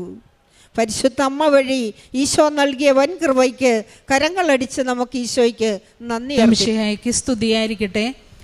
എൻ്റെ പേര് റീമ റാഫി, തൃശ്ശൂരിൽ നിന്നാണ്. ഒല്ലൂർ ചിയാരം വിജയമാത പള്ളിയാണ് എൻ്റെ ഇടവക. ഞാൻ 2019 ആദ്യമായിട്ട് ഉടമ്പടി എടുത്തത്. അന്ന് മക്കളൊക്കെ +2 ഒക്കെ കഴിഞ്ഞ് അവരുടെ എഡ്യൂക്കേഷന് വേണ്ടിയിട്ടാണ് എടുത്തിട്ടുണ്ടായിരുന്നത്. മാതാവിൻ്റെ ഉടമ്പടി എടുത്തതിൻ്റെ ഫലമായിട്ട് മോൻ MBBS-നും മോള് മർച്ചൻ്റ് നേവിക്കും ചേർന്നു. അതിവിടെ ഞാനൊരിക്കൽ സാക്ഷ്യം പറഞ്ഞിരുന്നു. അതിനുശേഷം കോവിഡിനൊക്കെ ശേഷം ഉടമ്പടികളൊക്കെ പുതുക്കിയെങ്കിലും അത്ര ആത്മാർത്ഥമായിട്ട് എനിക്കത് കൊണ്ടു നടക്കാൻ സാധിച്ചില്ല. പിന്നീട് വീണ്ടും ഞാൻ പല പ്രാവശ്യം കഴിഞ്ഞ വർഷങ്ങളിലൊക്കെ വന്നു. അതിൻ്റെ ഇടയിൽ എനിക്ക് കുറേ അനുഗ്രഹങ്ങൾ കിട്ടി. ഇതേവരെ പറയാൻ ഞാൻ മെനക്കെട്ടില്ല. അപ്പോൾ ഈശോ വഴിയായിട്ട് കൃപാസന അമ്മ എനിക്ക് തന്ന എല്ലാ അനുഗ്രഹങ്ങൾക്കും നന്ദി പറയാനും ഈ സാക്ഷ്യം വൈകിയതിനും ഞാൻ ഈശോയോട് മാപ്പപേക്ഷിക്കുന്നു. കഴിഞ്ഞ ജനുവരിയിൽ ഞങ്ങൾ കുടുംബമായിട്ട് സഞ്ചരിച്ചു കൊണ്ടിരിക്കുമ്പോൾ ആ വാഹനം ഒരു ഇലക്ട്രിക് പോസ്റ്റിൽ ഇടിക്കുകയും അതൊരു ഭയങ്കര ഹെവി ലൈനായിരുന്നു. ആ വണ്ടി മൊത്തം തകർന്നു പോയി. 10 ലക്ഷത്തിൽ മേലൊക്കെയാണ് അതിൻ്റെ റിപ്പയർ പറഞ്ഞത്. പക്ഷേ ഞങ്ങൾ 4 പേരും ആ വാഹനത്തിൽ നിന്ന് രക്ഷപ്പെടുകയും ആകെ തീയും പുകയൊക്കെയായിരുന്നു. ഹെവി ലൈനായിരുന്നുകൊണ്ട് മാതാവിൻ്റെ കാരുണ്യ കടാക്ഷം കൊണ്ട് ഞങ്ങൾ 4 പേരെ എങ്ങനെയോ പുറത്തേക്ക് കടന്നു. കുറച്ച് ചില്ലൊക്കെയാണ് മേത്തുണ്ടായുള്ളൂ, വേറെ കുഴപ്പങ്ങളൊന്നും ഉണ്ടായില്ല. അപ്പോഴാണ് ഞാൻ മാതാവിൻ്റെ ലോക്കറ്റ് നോക്കണേ. അപ്പം മോൻ പറഞ്ഞു, അമ്മ പേടിക്കണ്ട, എനിക്കൊന്നും പറ്റിയിട്ടില്ല, എൻ്റെ കയ്യിൽ മാതാവിൻ്റെ ലോക്കറ്റ് ഉണ്ട്. അതുകൊണ്ട് തന്നെയാണ് നമ്മൾ 4 പേരും ഇപ്പം ഇതിൻ്റെ ഉള്ളിൽ നിന്ന് പുറത്തേക്ക് വന്നതും രക്ഷപ്പെട്ടതെന്നും. അതായിരുന്നു ഇപ്പം അടുത്ത് ഉണ്ടായ ഏറ്റവും വലിയ അനുഭവം. അത് പറയാനായിട്ട് എനിക്കിതുവരെ സാധിച്ചില്ല. അതിനുശേഷം ഇപ്പം ഈ കഴിഞ്ഞ ജൂലൈയിൽ ഞാൻ ജോലിക്ക് പോണതിൻ്റെ തിരക്കിൽ രാവിലെ 6:30-ക്ക് സ്റ്റൗവിലെ 3 ബർണറും ഓണായിരുന്നു. അപ്പോൾ 4 നാഴിയൊക്കെ അരി വയ്ക്കാവുന്ന 10-12 ലിറ്ററിൻ്റെ വലിയ കുക്കറും കൂട്ടാൻ കാച്ചാനുള്ള എണ്ണ ചൂടായിട്ടിരിക്കുന്നുണ്ട്. ചായ 3ാമത്തെ അടുപ്പിലുണ്ട്. അങ്ങനെ ചെയ്തുകൊണ്ടിരിക്കുന്ന സമയത്ത് ഞാൻ തൊട്ടടുത്ത് തന്നെ സിങ്കിൽ സവാള കഴുകിക്കൊണ്ടിരിക്കുകയായിരുന്നു. അപ്പോൾ എന്തോ എൻ്റെ റൈറ്റ് സൈഡിൽ ചൂട് പോലെ വന്നു. ഞാൻ നോക്കിയപ്പോൾ ആകെ പുകയും വെള്ള കളറും മഞ്ഞ് പോലെയും അങ്ങനെയൊക്കെ. എനിക്കൊന്നും മനസ്സിലായില്ല. സ്വരം കേട്ട പോലെയൊക്കെ തോന്നുന്നുണ്ട്. ഞാൻ ആകെ ബുദ്ധിമുട്ടിലായി. ഞാൻ വേഗം അടുക്കളയിൽ നിന്ന് പുറത്തേക്ക് കടന്നു. 1 മിനിറ്റ് പോലും എനിക്ക് അകത്ത് ചെരുപ്പിടാണ്ട് നടക്കാൻ പറ്റില്ല. വീഴാനൊക്കെയുള്ള ടെൻഡൻസി കൂടുതലുള്ള ആളാണ്. എങ്ങനെയാണ് ഞാൻ അതിൻ്റെ ഉള്ളിൽ നിന്ന് ഡൈനിങ് റൂമിലേക്ക് പുറത്തേക്ക് കടന്നതെന്ന് അറിയില്ല. അപ്പോൾ ഹസ്ബൻഡ് അതിൻ്റെ അപ്പുറത്തായിട്ട് കുളിച്ചുകൊണ്ടിരിക്കുന്നുണ്ട്. അപ്പോൾ ആൾ ചോദിച്ചു, എന്തിട്ട് അവിടെ സൗണ്ടും കാര്യങ്ങളൊക്കെ എന്ന് ചോദിച്ചു. ഞാൻ പറഞ്ഞു, എനിക്കറിയില്ല, വേഗം വായോ എന്ന് പറഞ്ഞു. എനിക്കൊന്നും കാണാനില്ല, ആകെ പുകയും കാര്യങ്ങളൊക്കെയാണ്. അപ്പോൾ ആൾ വന്നപ്പോൾ നോക്കിയപ്പോൾ നടക്കാൻ പറ്റുന്നില്ല ആൾക്ക്. കാരണം ഈ 10-12 ലിറ്ററിൻ്റെ വലിയ കുക്കറിലത്തെ കഞ്ഞിവെള്ളം ആകെ പോയിട്ടുണ്ട്. എണ്ണ പാത്രം ചീഞ്ചട്ടി താഴേക്ക് വീണിട്ട് എണ്ണ മൊത്തം പോയിട്ടുണ്ട്. ഈ ചായയുടെ വെള്ളം ആകെ പോയിട്ടുണ്ട്. സ്റ്റവൊക്കെ ഓഫായിട്ടുണ്ട് തന്നെ. അപ്പോൾ ആൾക്ക് നടന്നിട്ട് എൻ്റെ അടുത്തേക്ക് എത്തിയിട്ട് എന്തുട്ടാന്ന് ചോദിച്ചപ്പോഴാണ് ഞാൻ പറഞ്ഞത്, എന്തായാലും സിലിണ്ടർ ഓഫ് എന്തുട്ടുണ്ടായെന്ന് അറിയില്ല എന്ന്. അങ്ങനെ ആളെ ഇങ്ങനെയോ കടന്ന് സിലിണ്ടറൊക്കെ ഓഫ് ചെയ്തപ്പോൾ ഞാൻ നോക്കിയപ്പോൾ വലിയ തരക്കേടില്ലാത്ത അടുക്കളയാണ്. അടുക്കളയുടെ ഒരറ്റത്തു നിന്ന് ഉണ്ടായിരുന്ന സ്റ്റൗവുമെന്ന് ഈ അറ്റത്തേക്കുള്ള ചുമരുമയ്ക്ക് ഈ വലിയ കുക്കർ തെറിച്ച് വീണിരിക്കുകയാണ്. ഞാൻ അതിൻ്റെ ഇടയിലാണ് തൊട്ടിപ്പുറത്ത് സവാള കഴുകിക്കൊണ്ടിരുന്നത്. അതെങ്ങാനും എൻ്റെ മേത്തെങ്ങാനും വന്ന് വീണെങ്കിൽ അത് ഞാനിപ്പോൾ ഇവിടെ ഉണ്ടാവില്ലായിരുന്നു. അപ്പോൾ ഞാൻ എങ്ങനെയാണ് ഈ വഴുക്കലിൻ്റെ ഇടയിൽ നിന്ന് അവിടെ നിന്ന് രക്ഷപ്പെട്ടതെന്നും വീഴാണ്ടും ഈ ബുദ്ധിമുട്ടിൽ നിന്ന് ഒഴിവായെന്നും എനിക്ക് അത്ഭുതമാണ്. ഞാൻ നോക്കിയപ്പോഴാണ് എൻ്റെ വെന്തിങ്ങമ്മേ മാതാവിൻ്റെ ലോക്കറ്റ് അപ്പോഴും ഉണ്ടായിരുന്നു. അങ്ങനെ ഞാൻ അതിൽ നിന്നും രക്ഷപ്പെട്ടു. അങ്ങനെ മാതാവിൻ്റെ ലോക്കറ്റ് വഴി സംരക്ഷണം ലഭിച്ച അനുഗ്രഹങ്ങളാണ് ഞാൻ പറഞ്ഞത്. പിന്നെ ഞങ്ങൾക്ക് തിരക്കേടില്ലാത്ത ഒരു 2 നില വീടും 6.5-6.25 സെൻറ്റ് സ്ഥലമൊക്കെ ഉണ്ട്. അപ്പം ഞങ്ങൾ ഒരിക്കലും പ്രതീക്ഷിച്ചിട്ടില്ല ഇനിയൊരു സ്ഥലം മേടിക്കണമെന്നോ വീട് പണിയണമെന്നോ ഒന്നും. കാരണം പിള്ളേർ പഠിപ്പൊക്കെ കഴിയാറായി, കല്യാണ കാര്യങ്ങളൊക്കെ ആയി തുടങ്ങി. അപ്പോഴാണ് അപ്രതീക്ഷിതമായിട്ട് ഹസ്ബൻഡിനോട് ഒരാൾ സ്ഥലത്തിൻ്റെ കാര്യം പറയുകയും ഞങ്ങൾക്കിപ്പിള്ളേൻ്റെ ഇരട്ടി സ്ഥലം മെയിൻ റോഡിൽ തന്നെ, ഞങ്ങളുടെ കുറച്ചുള്ളിലേക്ക് പോകണം, മെയിൻ റോഡിൽ തന്നെ മേടിക്കാൻ ഞങ്ങൾക്ക് സാധിച്ചു. അതിൻ്റെ രജിസ്ട്രേഷനൊക്കെ കഴിഞ്ഞ മാസം കഴിഞ്ഞു. ഇനിയിപ്പോൾ അതിൻ്റെ മതിൽ പണിയാനായിട്ടുള്ള കാര്യങ്ങൾ ഇന്നും നാളെയായിട്ട് തുടങ്ങണം. നാലാമത്തെ അനുഗ്രഹം, എനിക്ക് മുട്ടുവേദന ഭയങ്കരമാണ്. ജോലിക്കൊക്കെ പോകുന്ന വെച്ചാലും ഞാൻ റാമ്പ് അല്ലെങ്കിൽ ലിഫ്റ്റൊക്കെയാണ് ഉപയോഗിക്കുക. ഡോക്ടറെ കാണിച്ചപ്പോൾ 2 മുട്ടും തേയ്മാനാണ്, ഇടത് ഭാഗം തീരെ പറ്റില്ല. അപ്പം ഞാൻ അഖണ്ഡ ജപമാല റാലിക്ക് പോകണമെന്ന് 2021 തൊട്ട് ആഗ്രഹിച്ചതാണ്. എന്തെങ്കിലുമൊക്കെ തടസ്സങ്ങൾ വരും. പിന്നെ ഈ മുട്ടുവേദനയുള്ള കാരണം ഇത്ര കിലോമീറ്ററൊന്നും എനിക്ക് നടക്കാൻ പറ്റില്ല എന്ന് മക്കളും പറയും. അതുകൊണ്ട് ഞാൻ ആ ആഗ്രഹം ഉപേക്ഷിച്ചിരിക്കുകയായിരുന്നു. അങ്ങനെ ഈ വർഷം ഞാൻ ആഗ്രഹിച്ചു. അപ്പോൾ ഓരോ വർഷം ഇങ്ങനെ നമ്മൾ കഴിയുമ്പോൾ ആഗ്രഹങ്ങൾ പറയുമ്പോൾ 2024 പറഞ്ഞു അഖണ്ഡ ജപമാല റാലിക്ക് പോകണമെന്ന്. 25 വിചാരിച്ചു. ഞാൻ പോകാൻ പറ്റില്ല എന്ന് തന്നെ കരുതി. എങ്കിലും ഞാൻ പേരൊക്കെ കൊടുത്ത് ഞങ്ങളുടെ അവിടെ നിന്ന് കുറച്ച് പേര് പോകണ്ടായിരുന്നു. അവർ പ്രാർത്ഥനയൊക്കെ നടത്തുന്നുണ്ടായിരുന്നു. പക്ഷേ എനിക്ക് ജോലിയുള്ളത് കൊണ്ട് എനിക്ക് അവരുടെ അഖണ്ഡ ജപമാലയിലൊന്നും അവർ 13-ാം തീയതി സമയമുള്ളപ്പോഴൊക്കെ അവർ കൂടി പ്രാർത്ഥിക്കണ്ടേ. എനിക്കൊന്നിനും പറ്റിയിട്ടില്ല. ഞാനിങ്ങനെ ജോലിക്ക് പോകുമ്പോഴും വരുമ്പോഴൊക്കെയാണ് പ്രാർത്ഥനകൾ എത്തിക്കുക. കുടുംബ പ്രാർത്ഥനയാകുമ്പോഴേക്കും ചിലപ്പോൾ ഉറക്കമൊക്കെ വരും. അങ്ങനെയൊക്കെയാണ്. അപ്പോൾ ഞാൻ ഒട്ടും പ്രതീക്ഷിച്ചില്ല. പക്ഷേ എനിക്ക് അഖണ്ഡ ജപമാല റാലിക്ക് തുടക്കം മുതലേ ഞങ്ങൾ രാത്രി പോകുന്നു 10 മണിക്ക് അവിടെ നിന്ന്. ഇവിടെ 3:30 ആകുമ്പോൾ എത്തി. 3:45 പുലർച്ചെ അഖണ്ഡ ജപമാല റാലി തുടങ്ങുമ്പോൾ ഞങ്ങൾ നടന്നിട്ട് ഞാൻ 8 മണി വരെയൊക്കെ സുഖമായി നടന്നു. പിന്നെ മണൽ തീരത്തൊക്കെ എത്തിയപ്പോഴാണ് കാലിന് കുറച്ച് കുഴച്ചിലൊക്കെ വന്നത്. അങ്ങനെ 10-10:30 ആകുമ്പോഴേക്കും ഞങ്ങൾ എല്ലാവരും, വയസ്സായവരൊക്കെ ഉണ്ടായിരുന്നു, അവർ വന്നിട്ടുണ്ട്. അങ്ങനെ എല്ലാവരും അവർ ചിലവർ കുർബാന തുടങ്ങണേക്കാളും മുന്നൊക്കെ എത്തി. ഞങ്ങളങ്ങനെ എത്തി. അത് അഖണ്ഡ ജപമാല റാലി വിജയകരമായിട്ട് പൂർത്തിയാക്കാൻ എനിക്ക് സാധിച്ചു. അതൊരു വലിയ അത്ഭുതമായിട്ടാണ് ഞാൻ കാണുന്നത്. അതിനുശേഷം ഞാൻ വിചാരിച്ചു 2 ദിവസം ചിലപ്പോൾ ലീവ് എടുക്കേണ്ടി വരും, ഡ്യൂട്ടിക്ക് പോകാൻ പറ്റില്ല എന്നൊക്കെ കരുതി. പക്ഷേ അതും എനിക്ക് സാധിച്ചു. കഴിഞ്ഞ വർഷം 2024 ഞാൻ പിള്ളേരുടെ ഹോസ്റ്റലിലേക്ക് പോയപ്പോൾ അവിടെ ഒന്ന് സ്ലിപ്പ് ചെയ്തിട്ട് കാറിൽ നിന്നൊരു സാധനം എടുത്തതായിരുന്നു. അപ്പോൾ ഒന്ന് വെറുതെ ഒന്ന് സ്ലിപ്പ് ചെയ്ത് വീണു. പിന്നെ എനിക്ക് ഈ ഷോൾഡർ അനക്കാൻ പറ്റണില്ല. അങ്ങനെ 1-2 ആഴ്ചയ്ക്ക് ലീവ് എടുത്തു. പിന്നെയും ഈ കൈ പൊന്തിക്കാനോ കാര്യങ്ങൾ ചെയ്യാനൊന്നും പറ്റണില്ല. അങ്ങനെ 1-2 ഡോക്ടർമാരെ കണ്ടു. ആദ്യം അൾട്രാസൗണ്ട് സ്കാനും എക്സ്റേ ഒക്കെ എടുത്തു. വലിയ കുഴപ്പമൊന്നുമില്ല. പിന്നീടാണ് MRI ഒക്കെ എടുത്തത്. അപ്പോൾ ഈ റൊട്ടേറ്റർ കഫ് ഇഞ്ചുറി എന്ന് പറഞ്ഞിട്ട് ഈ ഷോൾഡറിൻ്റെ മസിൽ മൊത്തം 4 മസിലുണ്ട്. അതിൽ 2 മസിലും പൊട്ടിയിരിക്കുകയാണ്. അത് എല്ല് പൊട്ടനേക്കാളും ബുദ്ധിമുട്ടാണെന്ന് ഡോക്ടർമാർ പറഞ്ഞു. ഞാൻ ഇത് ഇത്ര നാളും അതിനെക്കുറിച്ച് അങ്ങനെ കേട്ടിട്ടുണ്ടായിരുന്നില്ല. അപ്പോൾ എനിക്ക് ആകെ ടെൻഷനായി. ഇത് ഫ്രാക്ചർ എല്ല് പൊട്ടനേക്കാളും ഇത് 2-3 മാസമൊക്കെ റെസ്റ്റ് എടുക്കേണ്ടി വരും. പിന്നെ കൈ ഉയർത്താനോ കാര്യങ്ങൾ ചെയ്യാനോ ഒന്നും ബുദ്ധിമുട്ടാവും എന്ന് പറഞ്ഞു. അങ്ങനെ ഞങ്ങളുടെ ഹോസ്പിറ്റലിലും എലൈറ്റിലും അമലയിലും ഒക്കെ കഴിഞ്ഞ് ഞാൻ രാജഗിരിയിൽ വലിയ ഓർത്തോപീഡീഷ്യനെയൊക്കെ കണ്ടു. ആള് സർജറിക്ക് ഡിപ്പാർട്ട്മെൻറ്റിലേക്കാണ് വിട്ടത്. പോസ്റ്റ് ചെയ്തോളാൻ പറഞ്ഞു. പക്ഷേ എനിക്ക് എന്തോ സർജറി ചെയ്യാൻ ഭയങ്കര ബുദ്ധിമുട്ട്. കാരണം 2-3 മാസം ലീവ് എടുക്കണം, ജോലി കാര്യങ്ങളുണ്ട്, വീട്ടിൽ വേറെ നോക്കാൻ ഇനിയിപ്പോൾ ആളെ നിർത്തണം. അങ്ങനെയൊക്കെ കാര്യങ്ങളായതുകൊണ്ട് ഞാൻ മാതാവിൻ്റെ തൈലൊക്കെ പുരട്ടി ഒഴിഞ്ഞു. പിന്നെ ഈ ഭാഗത്തുള്ള ഒരു ചേച്ചി മാതാവിൻ്റെ തൈലത്തിൽ വേറെ അവരുടെ ഒരു മരുന്നും കൂടെ ആഡ് ചെയ്ത് കട്ടപ്പനയിൽ നിന്ന് കൊടുത്തു വിട്ടു. അതും തേച്ചു, മാതാവിൻ്റെ തൈലൊക്കെ തേച്ചു. എനിക്കിപ്പോൾ കൈ കംപ്ലീറ്റായിട്ട് ഉയർത്താനും റൊട്ടേറ്റ് ചെയ്യാനൊക്കെ പറ്റും. പിന്നെ എൻ്റെ ജോലി കാര്യങ്ങൾക്കൊന്നും തടസ്സമില്ല. വീട്ടിൽ സൺഡേ ഒരു ദിവസം സെർവൻറ്റിനെ വെച്ചിട്ടാണ് വലിയ അടിതൊടയൊക്കെ ചെയ്യുക. പക്ഷേ എൻ്റെ ഡെയിലി റുട്ടീനിന് എൻ്റെ കൈ യാതൊരു കുഴപ്പമില്ലാതെയാണ് പോണത്. അങ്ങനെ ഇത്രയും അനുഗ്രഹങ്ങൾ പരിശുദ്ധ അമ്മ വഴി തന്നതിന് ഞാൻ കോടാനുകൂടി നന്ദി പറയണു. പിന്നെ എൻ്റെ മോൾക്കും കുറച്ച് പറയാനുണ്ട്. അപ്പോൾ ഈശോയും മാതാവും തന്ന അനുഗ്രഹങ്ങൾക്ക് 1000 നന്ദി ഈശോയ്ക്കും മാതാവിനെ അർപ്പിച്ചുകൊണ്ട് നന്ദി പറയുന്നു. എൻ്റെ പേര് കാർമൽ നോവ. ഞാൻ തൃശ്ശൂരിൽ നിന്നാണ് വരുന്നത്.